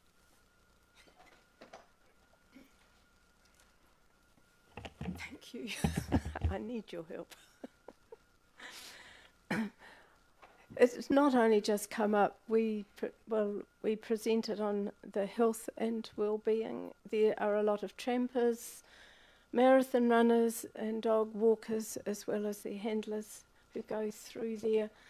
And something that we haven't mentioned is the overflow of kiwi from 2 fence sanctuaries. People are looking for places. Wouldn't that be wonderful? From a denuded forest where portions of it can be fenced, not allowing any of the pests, but then again we've got all the expertise. We had a forest and bird meeting not long ago, and in 5 minutes we had a plan about who can do what, about concerning the pests, possums, rats, deer, mice, feral cats, but we actually don't know because we've got a camera at the car park about who's there on the days 105 where it's closed, but none for the pests actually running around and eating everything on the forest floor, and there isn't even a middle layer there. Anything that gets over about 20 centimetres will be eaten because they're starving, as you can see from the tree. And we want to stop that forest degradation. Thank you. Thank you. Kia ora koutou. I just wanted to add in that when we did the Popakatea translocation, so it was from Waitahinga to Tarapuruhi, prior to that, some of you might remember that we did a survey of that area to establish that there was in fact a good enough population of Popakatea in there, the whiteheads. That population moves around quite a lot, so some concern was that the forestry is harvested, that would leave less connected habitat for the Popakatea. So that was one of the reasons that we said this would be a good idea to bring that population, or bring part of that population to Tarapuruhi. During that process, we had a specialist contractor, Kevin Parker, who does many translocations around the country, went in and did 4 days, I think, of survey work on the Popakatea, and he came out saying there's teti paranamu in there as well, so the riflemen in small numbers, and probably impacted by predation, and that forest, he just asserted the information that we were already having, was that this forest has value. It's for this type of forest, it is the forest is worth saving. It could be amazing habitat, was his analysis, if it were only protected. And our concern is that if nothing is done, that you will lose this forest, because you already don't have those bottom and middle layers of the forest. You don't have the recruitment in there to maintain what should be a full and flourishing forest. So it could be something quite different again, were we able to do something in terms of protecting it. And that what we're proposing is essentially a plan to do that. Thank you. Yeah, I think I have another question.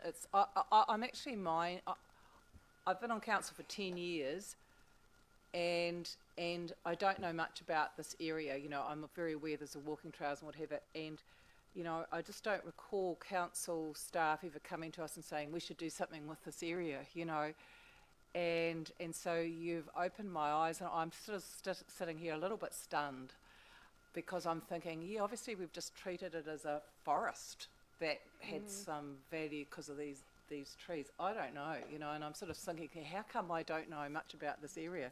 So, sorry, it's a bit of a turn into a comment. I don't know if how much dealings you've had with council and around of this. Obviously, it's been from council's point of view, it's been a bit of a hands-off. It's just been sort of a recreation area that people have been using, but now you can see this value.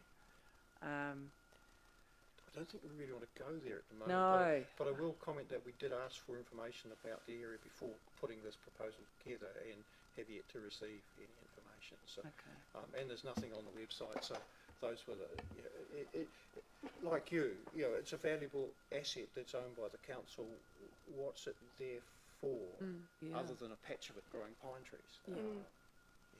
So thank you very much for opening our eyes to it. It's great, and for obviously your ability and enthusiasm. I really appreciate it. Thank you. And Councillor Charlotte. Yeah, just to carry a little bit further on from Helen's discussion point. I'm not the only. I mean, it has been on my radar for some time, but I do know that the Tramping Club built the tracks, but I don't know if that was in partnership with the council. Yeah. Right. So, do you know how long it has been under council ownership? Since 1903. Yeah. Yeah, council bought the land.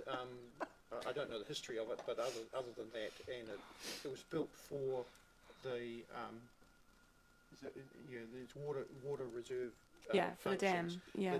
The dams were, as I understand it, to actually provide electricity to drive the pumps to extract the water from the aquifers. So, it's an interesting bit of history. It is a really incredible place, the Waitahanga Dam, and I would encourage anyone who hasn't walked those trails to go and see it for yourself, because it's some pretty amazing history in there. Thank you. Thank you very much for that presentation. I think you're quite right, Bill. I mean, that area was Wanganui's source of water before the Kaiwi bores were put in, were drilled, and it was specifically retained from the forestry portfolio when the whole portfolio, the rest of the portfolio, was sold, I believe, because of that reserve status. I think you'll find, though, that if there is going to be a lot of discussion about this on the future, one of the questions would have to be whether the Wanganui District Council continues to own that forest, and the reasons for it, and your groups be very important to build that case. Thank you very much. I think your last valuation of that forest was something like $1.4 million as an asset when you bought the remaining shares from South Taranaki and but at that point the value of the natural part of the forest, the 2/3 of the forest that's 2/3 of the area that's natural forest, doesn't seem to have been taken into account. So. No. Thank you. Oh, could I just a quick question, real quick. Quick one. Yeah. As Keith pointed out, we could all do with our daily exercise. I've had mine at this stage today, but I know there's opportunities, but would the Camping Club possibly be able to invite us to an opportunity to walk the trails? You know, just sometimes if we don't, when we get invited, then it's like, yep, let's do it. As opposed good idea. to, would that be an opportunity? It doesn't have to be special, but please. Definitely. There's a variety of tracks.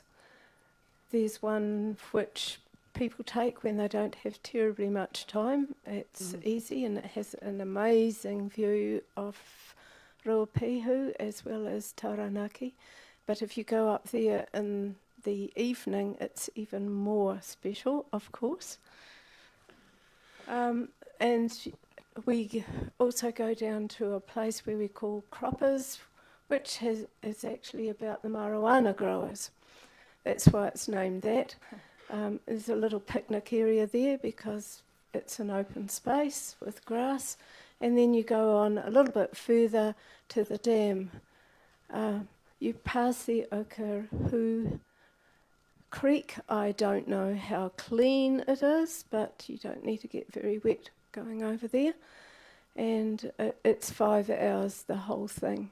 So we can just make it pleasant and comfortable for how long people have and how long that they can walk. Thank you. And just make a really great day. Thank you. Yes. I'll put it on the agenda. Yes. We also Sort the go. weather. Yes. We also go there at least once a year and clear the tracks. Yeah, good on you. Okay, so thank you very much for that presentation. Now you've got another presentation on a proposal for Bushy Park. Thank you, Mr. Chairman.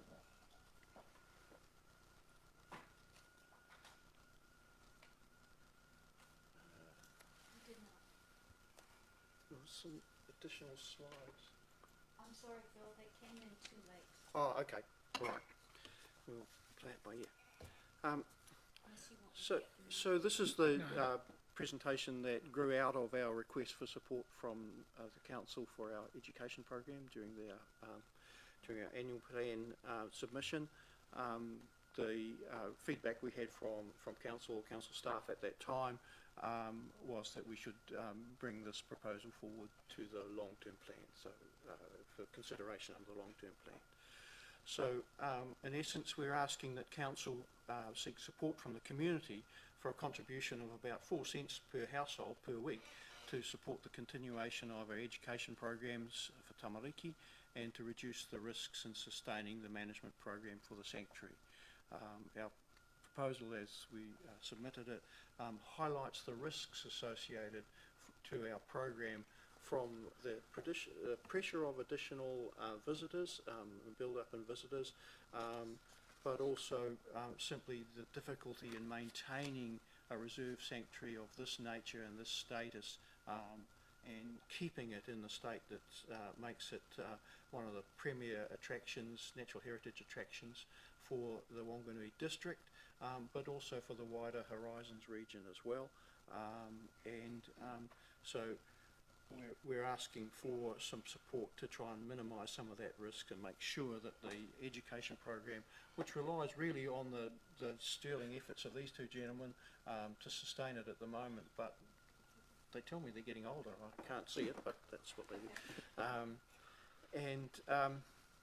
Had some slides highlighting the forest and wetland education programs that these guys run for the Tamariki, who come out, school groups, kura groups, and just other groups as well. We talked about the restoration opportunities that we provide in terms of regenerating or starting to regenerate some of the areas that were previously in pasture in that area. And our slides illustrated our work in securing the populations of some of New Zealand's most endangered species. There's not many other places that you can go and experience, or certainly on the mainland of New Zealand, experience tieki, saddlebacks, in their native environment coming to check you out when you go and visit them. Hihi, it doesn't take very long for you to see hihi. Well, you've got to go to an offshore island really to see them elsewhere in New Zealand. Recently, we've relocated Popokotea, the whitehead, from Waitahinga to Bushy Park to try and restore a species that's been lost from that forest. But also the most recent program was the restoration and the translocation of Rifleman Titi Pinamu, came from Taranaki, Maunga Taranaki, down to here. That in itself brought together a great involvement from Ngālauru, and we've seen as a consequence of their involvement in that reintroduction, a greater engagement and actually acknowledgement of the value of Tarapuri Bush Park. It's been wonderful to see actually the old people coming to visit Bushy Park for the first time in their lives, and previously they thought they're not going to visit a site that was stolen from them in the past. So quite a telling change, I think. So in our submission, we highlight the need for resources to help maintain the integrity and sustainability of this premier site by reducing the risk of having our single paid employee, Mandy, overwhelmed by demand and all the pressure of contingency. It only takes one rat to come in on a camper van, for example, to get through the barriers, and then Mandy has to set up a whole program of trying to track that down and stop it, establishing a population. And other problems as well, even something like the hardware on the gate breaking down and needing to be urgently repaired and so on. But we also identify the need to try and resource better the education program so that the schools and kura of Whanganui district and wider afield can continue to enjoy the opportunity to learn in a real outdoor classroom and learn from skilled and experienced educators. So we ask that you include support for Bushy Park Tarapuri in the draft long-term plan. I guess ultimately it will be the community that says whether or not they would value it, but we at least ask you to put the proposal forward to the community. Questions, and hand over to my colleagues. Thank you. I'll just open it up for questions. Firstly, have you received a grant, any other grant from the Whanganui District Council towards Bushy Park of recent times? My understanding is that the only contribution that District Council makes has been over the last 3 years. 3 years. They've included the cleaning of the Bushy Park homestead and the gutters of the homestead in their heritage maintenance program, but that's due to stop this year, I think. I think at our last submission, councillors were really surprised at the lack of support from the District Council for something that has become a jewel in the crown.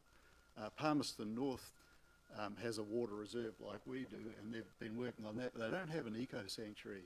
It's rare for a provincial centre to have such a stunning national level asset in the management of our biodiversity, and it's not just that, it's the potential that I think I look at the tuatara over there holding up the shield for Whanganui, and I can tell you that tuatara are getting to the stage where they may have to euthanize little tuatara because we've learned how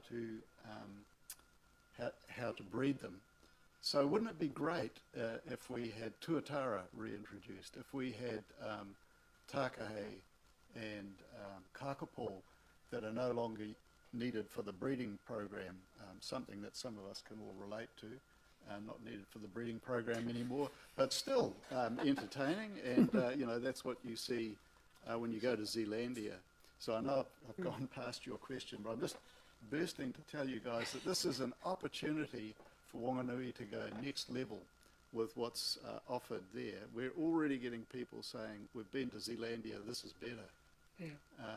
So at the moment, the District Council hasn't been financially supporting that. I would say I totally commend your commitment to cultural and social heritage and the funding assistance given to the art gallery and the museum to run programs that connect our young people with their social and cultural heritage. But I think if we think about what stage of history we're at, it's the stage of history where we need to restore our relationship with nature, where our young people from our district need to go to places where they can see what made the soil that our wealth is based on, what made the oxygen that we're breathing, what made the river once a blue and beautiful river. It was forest cover. And through the generosity of Frank Moore in the 1960s, we have this amazing fragment that is as close to pristine lowland forest that used to cover this chamber, used to go coast to the mountains. And we can show them that. We can show them where the DNA for recovery is residing. And we're inspired by it every day, but we get the biggest buzz from watching our young people sit under a 500-year-old rata tree and just go quiet and listen to the birds and feel that connection with nature and with history. So this is a passion that we share. This is a passion we want to hand on, but we are aware that we're aging and that we need to inspire another generation of people who are skilled and nurtured into being able to pass on these things. And working with Ngāi is great. Ideally, we'll have more input from them. I hope that answers your question. Yeah. Just one final question from Councillor Philippa, and then we'll. I'll just give some background after that. Oh, okay. Thank you very much. Thank you, and your passion and what you're doing, and for this presentation. Just clarity. It's quite clear.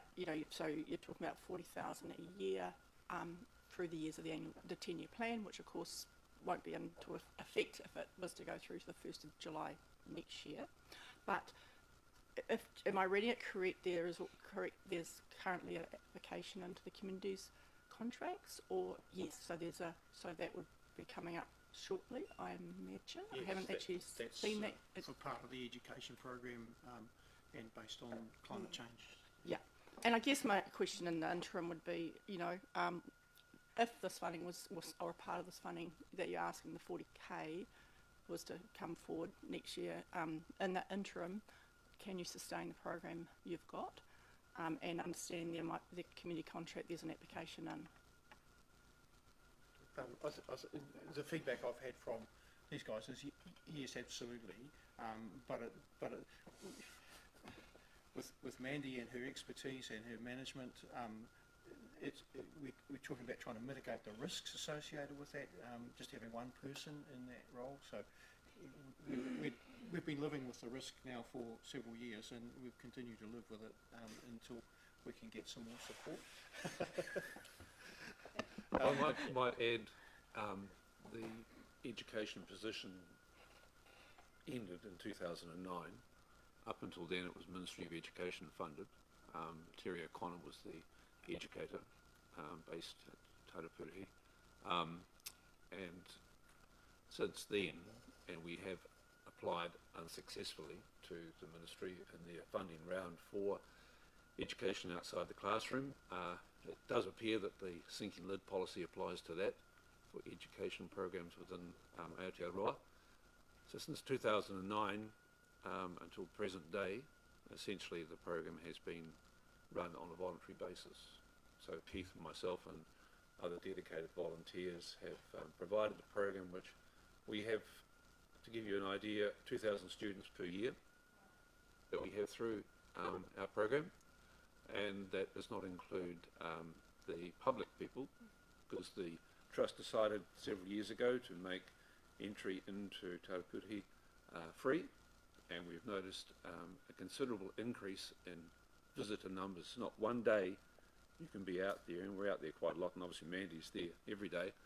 That car park is full, and obviously the homestead as well as the accommodation side of it. But people are coming for the day because of that unique nature, environment that we have, and as Bill alluded to and Keith, that we have an area of land that is quite compact in terms of a sanctuary area, but you can walk along the trails and you'll see our endangered birds just there.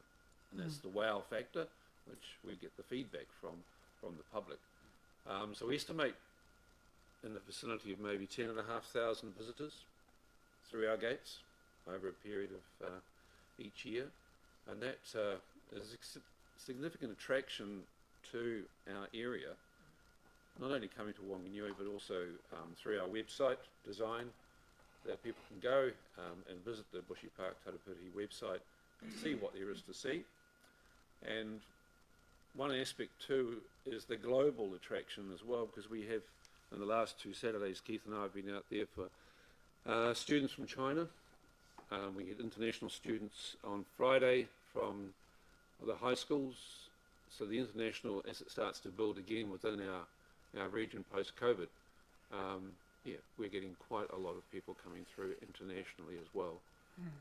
And recognising what a treasure tuanga we have within our region. And obviously the education program is only sustainable as long as old fellas like us here, because we've got to be back at the rest home soon, maintain that and keep it working. And working with Mandy, who maintains and supports, and the other volunteers within the, you know, we have 500 hours a week of volunteer hours.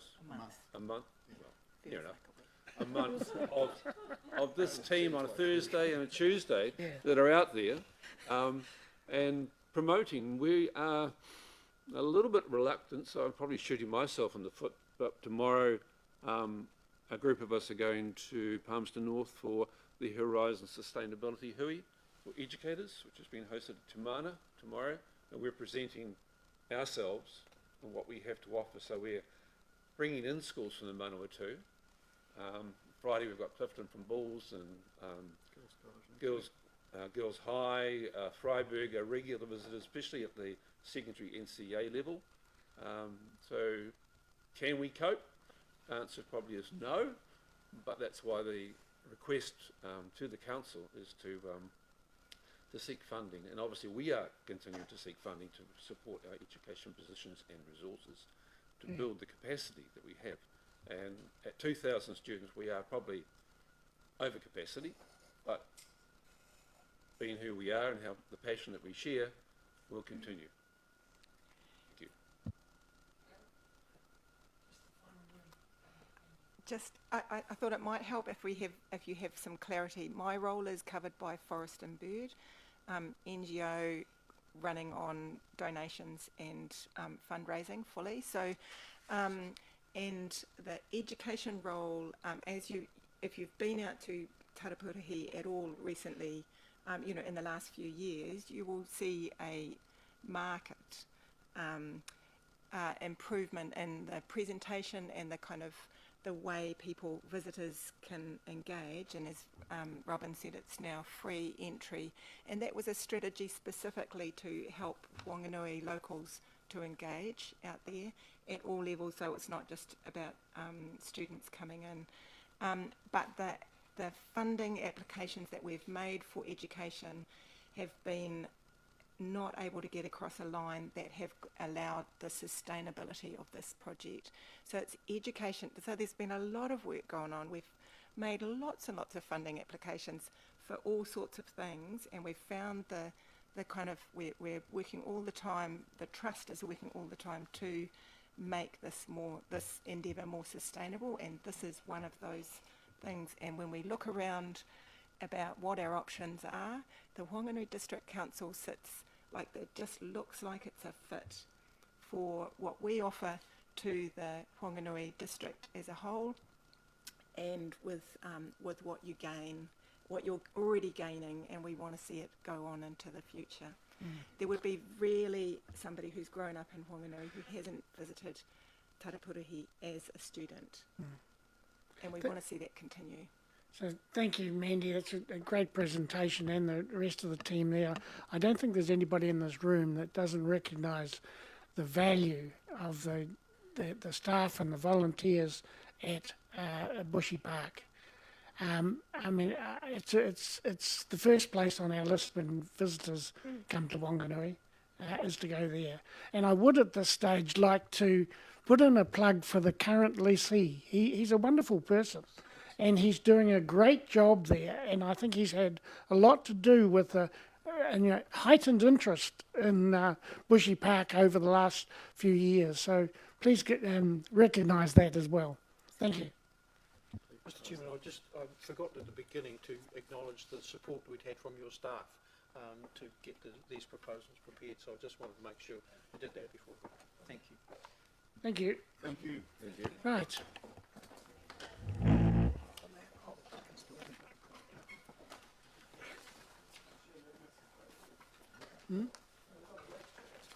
Breaks.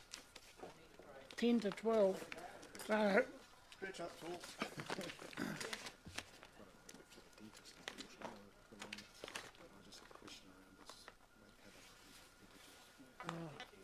you don't want to break? Yeah. What time do you? Yeah, okay. Can you wait till 12? Can you give us a 10-minute break? My appointment starts at 12. Oh, okay. Sorry. These guys want.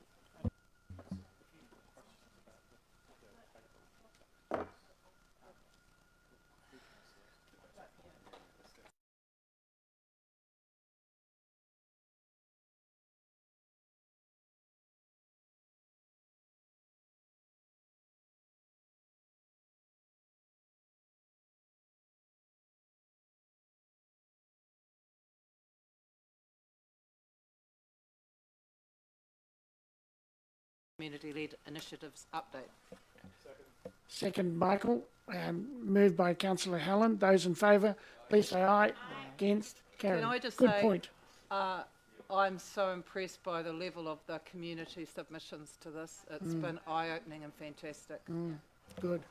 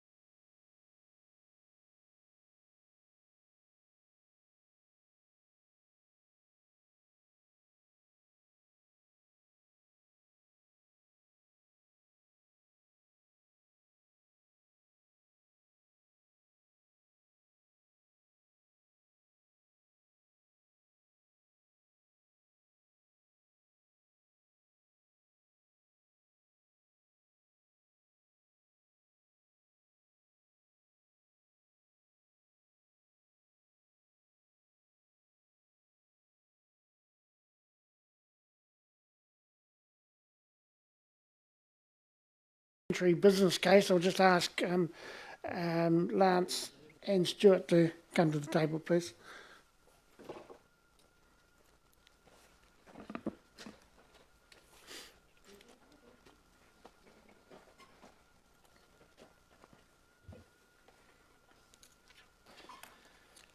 Kia ora again.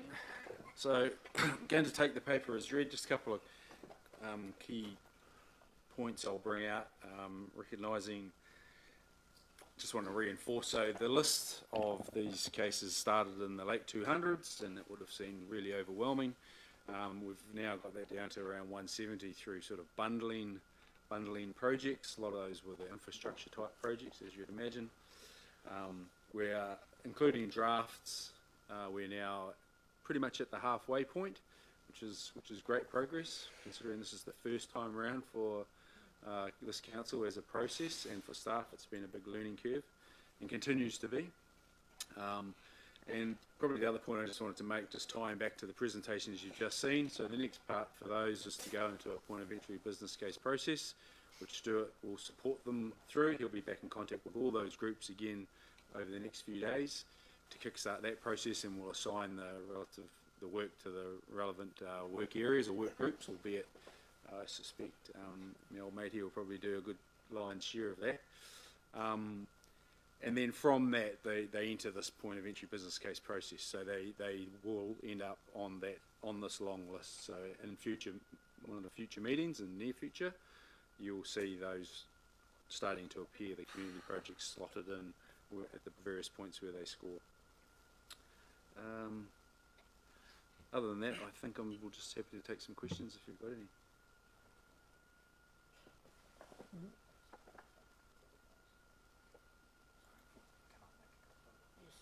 Certainly. Through you, Chad, just want to add a couple of points to what Lance has just outlined there. In the current long-term plan, I think we've got somewhere north of $300 million of capital investment spread over several hundred budget lines and individual projects. So I think this new process, whilst we're still kind of going through the teething stage and getting it working the way we really want it to, is already starting to demonstrate some value in terms of giving management and then by extension yourselves better oversight of all of our projects in the total portfolio, and the bundling and grouping together of projects that either have synergies or adjacent to each other or involve similar packages of work, so that we can start to better structure our investment portfolio is of incredible value. I'd also just draw your attention to, if you're in diligent, page 46, the final page of your agenda, where you can also see how the 10-year capital program is starting to be built up and time-phased.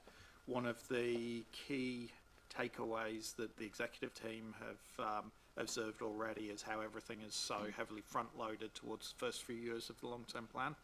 Once we've got a more complete portfolio of projects in the next month or so, we will be looking to scrutinise the time phasing, because our affordability is a product not just of how much money we want to spend in total, but when we want to spend it. And spreading the workload out over the 10 years where we have that flexibility is going to be key to getting things done, not just from a resourcing point of view, but from an ability to pay point of view from our community. So that was all I wanted to add. Thank you.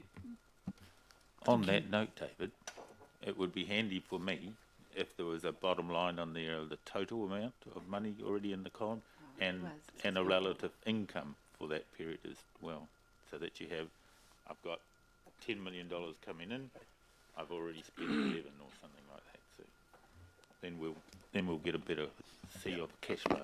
Yeah, look, noted about the column totals, that's an easy one I think we can fix. The income piece might be a little bit more tricky because a lot of that is work we haven't done yet in terms of budget setting and projecting revenue from all of our various sources, but we'll see what we can do. Thank you. Did you have something, Alan? Thank you, Deputy Mayor Allen. Thank you for preparing this. and all the work that's going in with the community groups. I have to stop having their frogs for breakfast. There are quite a number of projects that were submitted today that I think should not wait to the long-term plan 1st of July 2024 to be given the red light. They are either quite small amounts of money that could possibly come out of existing budgets anyway, and there are some that they almost just need our support in order for them to unlock other funds and to get cracking. So I want to know, how can we as councillors ask council to do a little bit more work to bring it back so that certain ones, so that we can make decisions now, not today, but maybe at a future strategy meeting or whatever, and actually give some of these groups a green light to get cracking.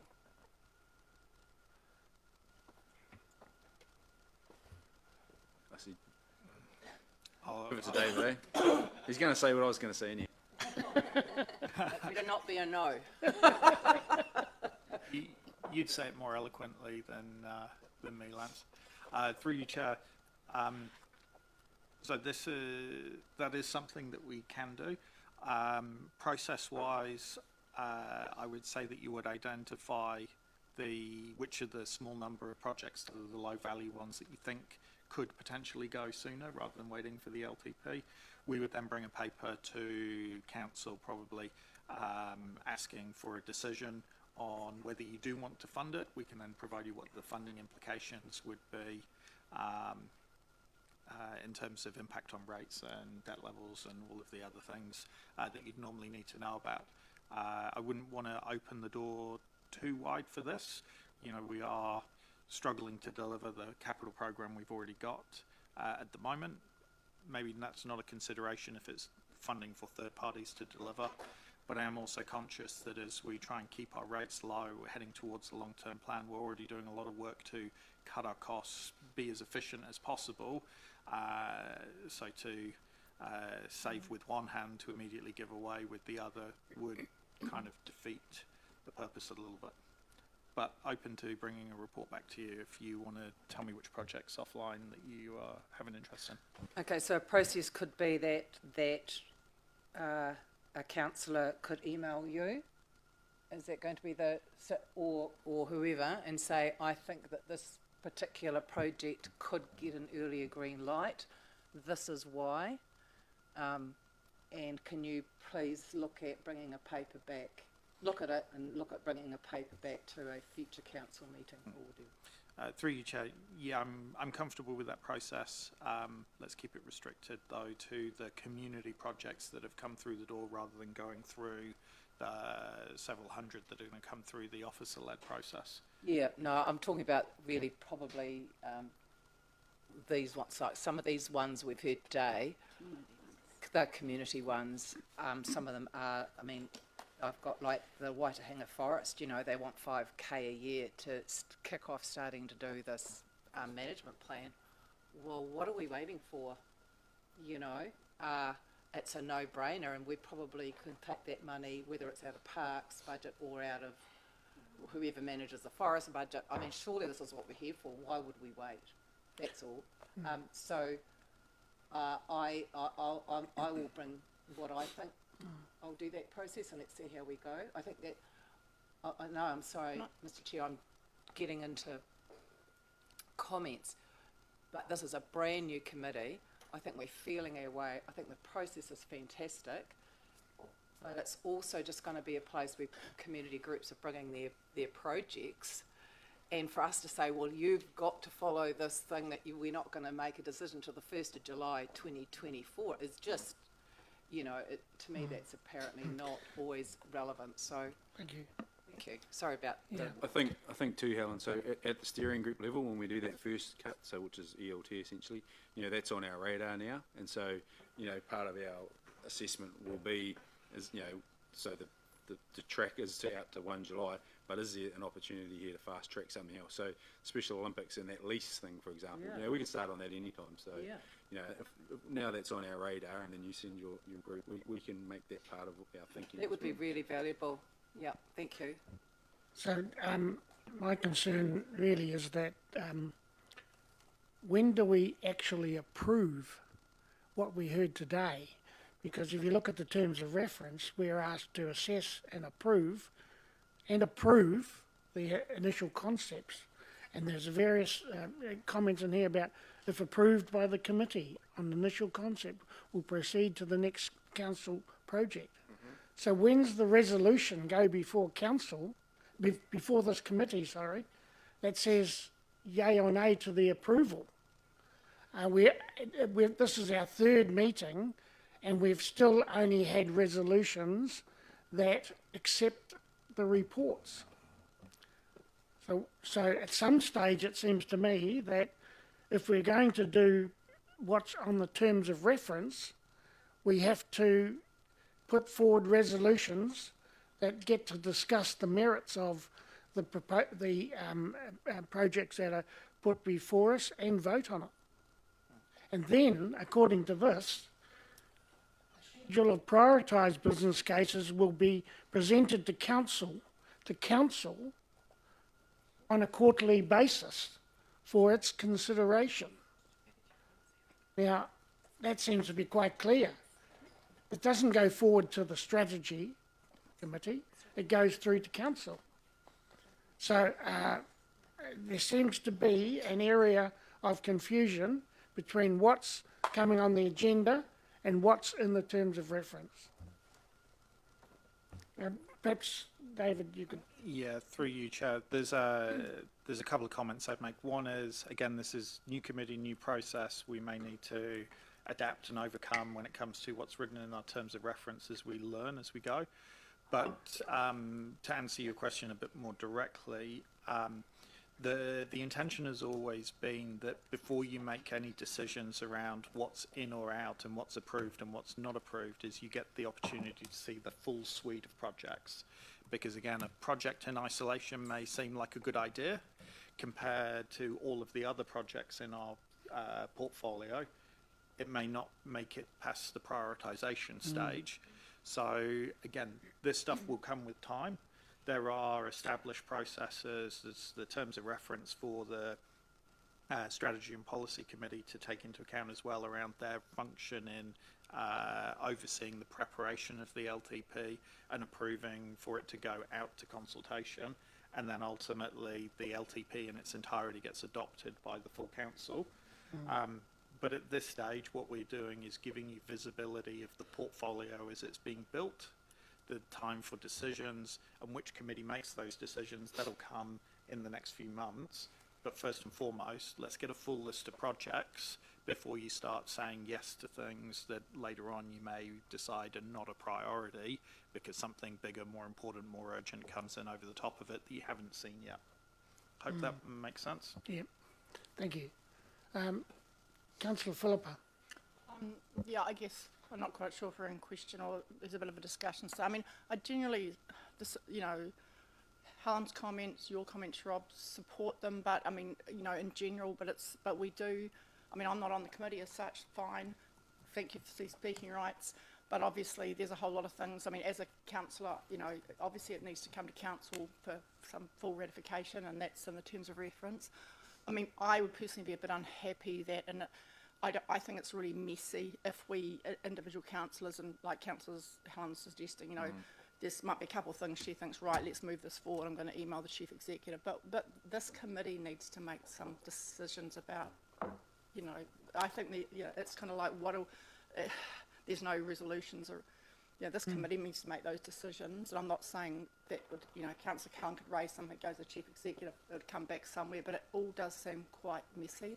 I would just like to briefly raise sport and recreation, advisory group, doing site visits. We know there's wants and wishes, and this is a great forum for the community. That's another forum through the site visits about their wants and wishes and challenges and stuff. And already with the stadiums and netball, they have projects or they have things too. So, in all that, I'd like to get some clarification where some of those come to, because many of these aren't asking us to, for full funding or there's different roles council has in it, but it does seem, this whole thing, some of these, we don't want everyone to wait a year, 9 months, 6 months or whatever. And I think we need to, if we set up a committee, we should be pretty clear on the process from the start, not kind of sort it out as we go along. Just comment. Thank you. Thank you. Yes, I think it's probably appropriate to allow members to have a comment here at this stage, and rather than limit to questions. So, Councillor.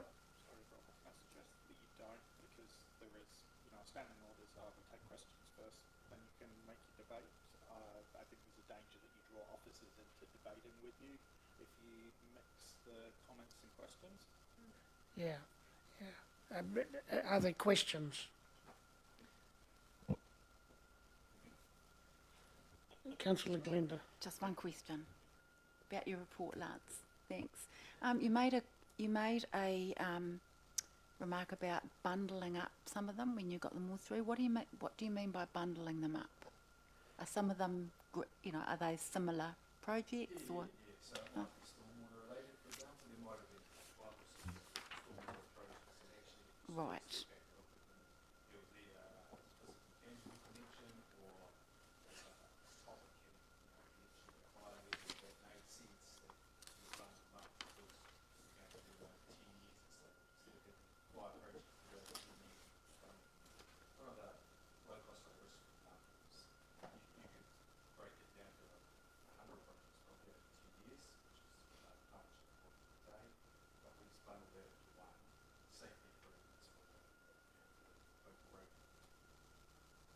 Okay.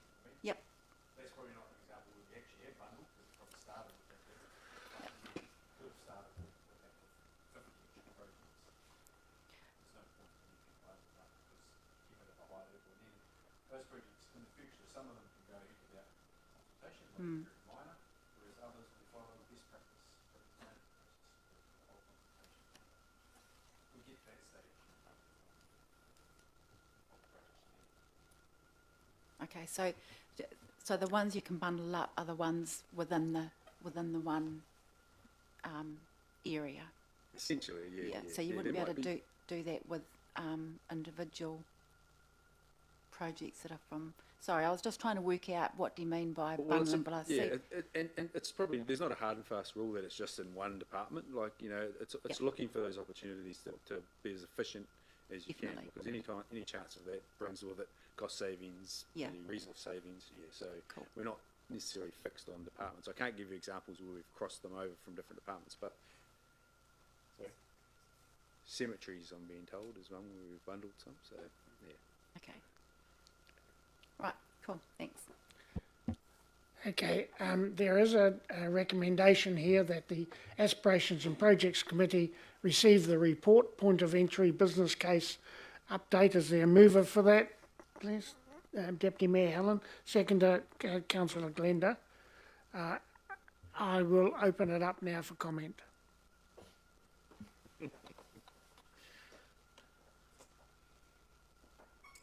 Deputy Mayor Helen.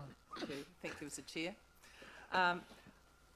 Again, I want to thank officers for very good work in assisting our community to bring forward projects. I also would like to thank the community, all those volunteers who have come and made submissions. It's an eye-opener, incredibly valuable, and I think this committee is starting to show some real value to council. Alluding to my earlier questions and comments, I do reiterate that the papers we receive, which have the each community submission should have a section attached which could be called something like fast track option, and that would contain an officer recommendation or comment on whether that this project can or should go ahead now or should wait for the LTB process. So that wouldn't need to be a very long comment in many cases. It could simply say, actually, council have already got the money in the budget for this because it's already been earlier considered. The project wouldn't need any additional funding from council, and the approval of this project now would allow the organisation to unlock further funding from other sources, etc. Something like that, you know. Then I would see the process, it would say this committee would then approve that project for fast tracking, and then a fuller report would come from officers to the next council meeting for all the councils to consider. You could ask the presenters to come back, and from that we could give the final go-ahead to that particular project. So I think that would be a way so council don't just become a bureaucracy, because I'm always aware that everything takes so long. I think there are some groups who've made it very clear we're shovel ready or we're this ready, you know, we'd be holding them back if we say, no, you've got to wait for this process to see its way out. A lot of the projects we're hearing are stepped, so quite a lot can happen for them to be able to take action on bit by bit that don't necessarily need funding, and it would be a good process for them to be able to carry on. And I know some of them, they won't need any more funding. That's already in the council's budgets anyway. They'll be raising all that additional funding, so why wouldn't you go ahead? So that's what I think should happen. I think that would make this a much more valuable committee, that it's just not all about the LTP. But yeah, well done, Rob and the Mayor and the team. I think a very good job overall. Thank you. Thank you. Peter, Councillor Peter. I'd like to hear Michael was in front of me first, and Was he? I can save my comment to later. My order here on this is you, and then Councillor Ross. We'll go to Councillor Ross. Doesn't matter. Just decide. Sorry. Yeah, I appreciated having a little conversation with Stuart during the break about contacting the, we'll call them applicants, post this meeting, so that they understand clearly the process for their point of view of what's going to happen or may not happen down the track. I've heard my colleague, Councillor Craig, comment, Deputy Mayor, I'm a former principal of a school, that there's some tweaking going on, or suggestions to help refine this, particularly for smaller projects. If the budget's there and it's not going to put a workload on our staff at the wrong time. I get the points that you made, and I would support us looking at that, because we are a new committee. It is a significant committee. It is not all the councillors present. That concerns me, because we're listening to a project as a group of councillors giving input to their initial presentation, which the other councillors, unless they are going to watch it on camera post-meeting, they don't have the benefit of that. So we have, to some degree, a slight advantage over other colleagues, because we're a committee as opposed to a full council.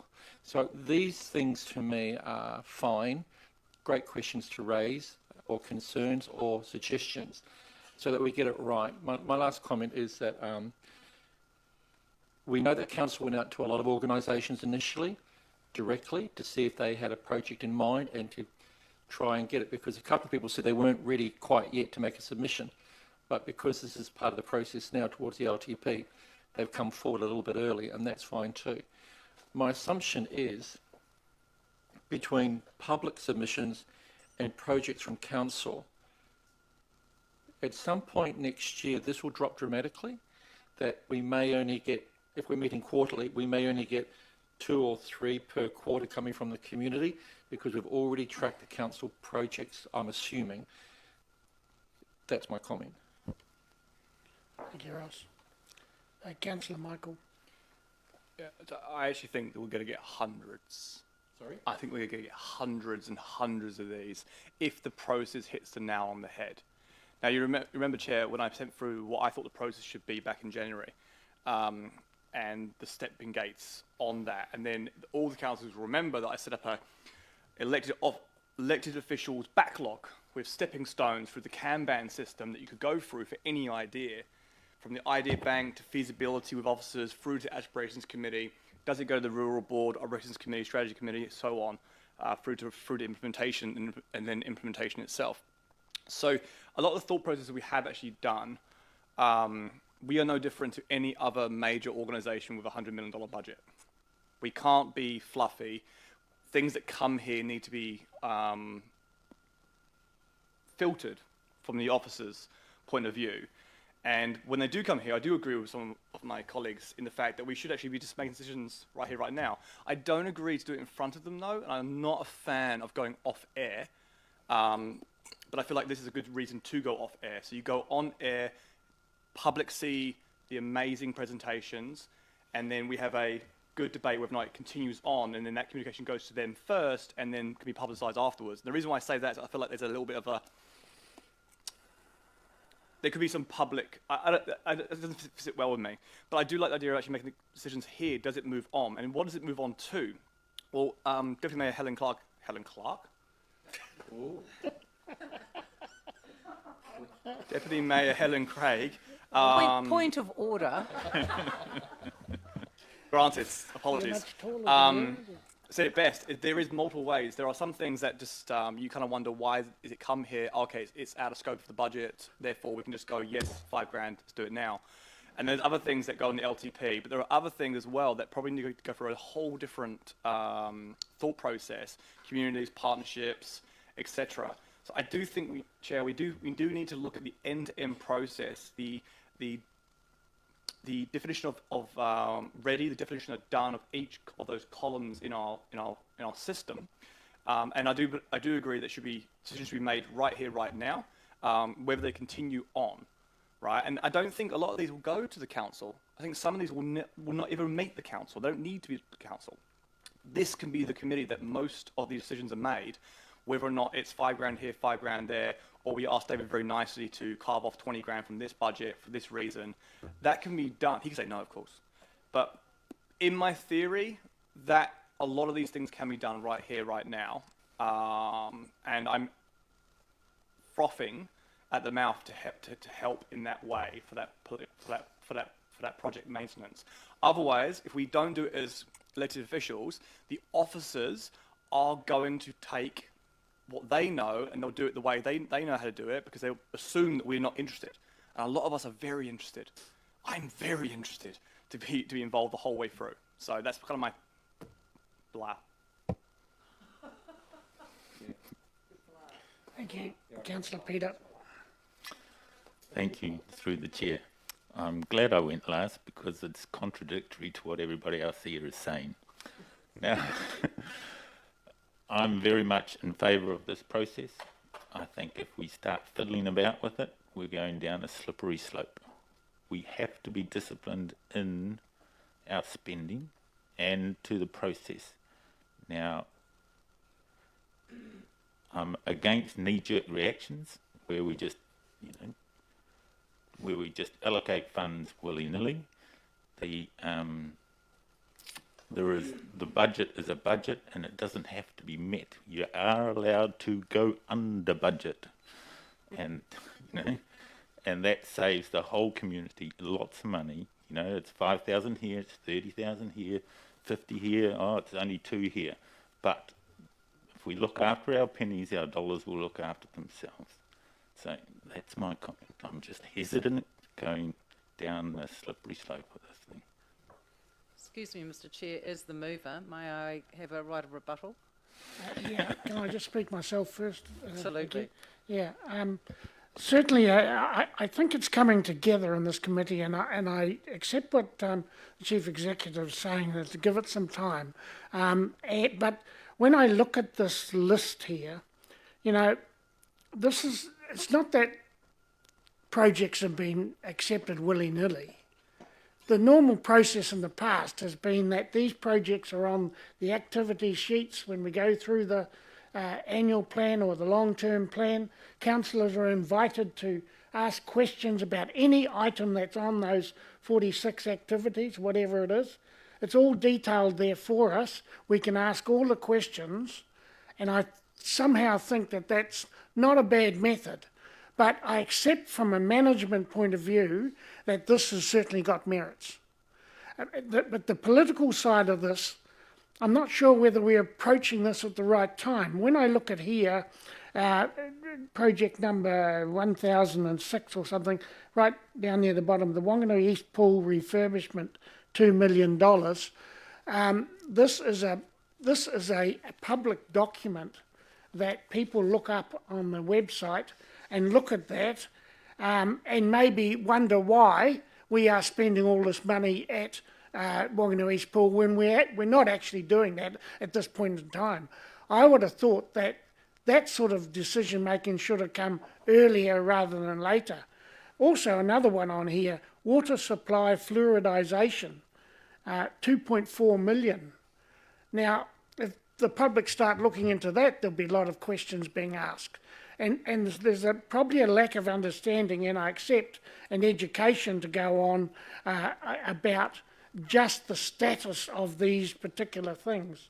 So I think there's a lot of controversy that could be raised by this list here that's on page 46, and I presume it's only up to number 1034 or something, because we can only fit that many on the page. But I mean, there must be a lot of projects there that really would have been just a management decision in the past, you know, the majority of them. And then there's the political ones, like the Wanganui East Pool, a few of those things which do require an early political input. Thank you, Deputy Mayor Helen. Thank you. So the list that the Chair's just referred to is the very beginning stage of the long-term planning that our staff and ourselves have to go through. So you're always building up where officers have looked through the existing budgets, looked through the existing work plans and said, right, as a first cut, we know that we should, for the Wanganui East Pool, for example, we're going to have to spend maybe about $2 million in 2 years' time in order to keep it functioning. So that goes in as a draft. And then when they've finished all that work with all the different drafts and all the different projects, we will be debating them around this table. We will be looking at each one, and council staff will have to say, this is why we think you should do it, spend the money, but it will be very much our decision whether or not we say yes or no. And then whatever we decide will go out to the annual plan process, which means community consultation. In the past, our community hasn't seen this sort of detail because we've not held public workshops or meetings where the public could see all the detail of discussions and the work that goes in. So this is the first time they've seen it. But absolutely, it doesn't mean we're doing these things. These are draft budgets, and the community shouldn't be getting concerned that we are going to spend this money or not. And this is just part of the process. And the council staff are doing the right job. Look, it's been a really good debate in terms of the community projects that have been put forward here. We have I think, a duty of care to our community when they come and present to us and say, this is our dream, this is what we think would be a great thing for Whanganui, our duty of care is to say, can we consider giving a stamp of approval or a little bit of budget or whatever it is ahead of what is our internal, what we've decided is an internal process, which is can only be approved for any spending from the 1st of July 2020, 2024 or whatever. Our duty of care is to say, oh, this is such a great idea. It actually doesn't take a lot of money or any money additional at a council. We should be fast tracking this. Otherwise, what are we here for? We set up expectations, come and tell us your thing, and then we say, oh, you just got to wait, a year before you can do anything. Or even before you've actually got the money, you're going to have to wait 6 months, or even just to know that we would support it. This is not about spending $5,000 extra ratepayers' money. In many cases, in some cases, we already have money in the budget. We just haven't had the resources to spend it. And here we've got a community group and say, we want to do this. And we would say, why would we make them wait? So that's why I'm saying on some projects, it would be the having this process for us to be able to fast track it or consider it fast tracking. Whether we in this group can make that decision based on officer report, or it has to go to full council meeting, I think that's something for the chair and the chief executive and staff to go away and discuss about what would be a really good process. Yeah, so that's my point of view. I think this is a great learning opportunity, but we must think of our community and what their expectations are. It's not all about us as bureaucrats and what fits in our process. Thank you.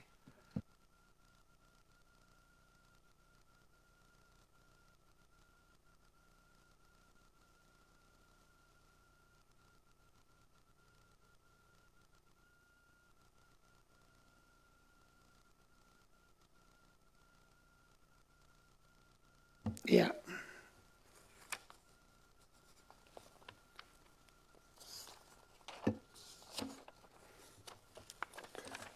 I'll put the resolution that the Aspirations and Projects Committee receive the report, point of entry business case update. Those in favour, please say aye. Against, carried. Thank you. I'll just close the meeting.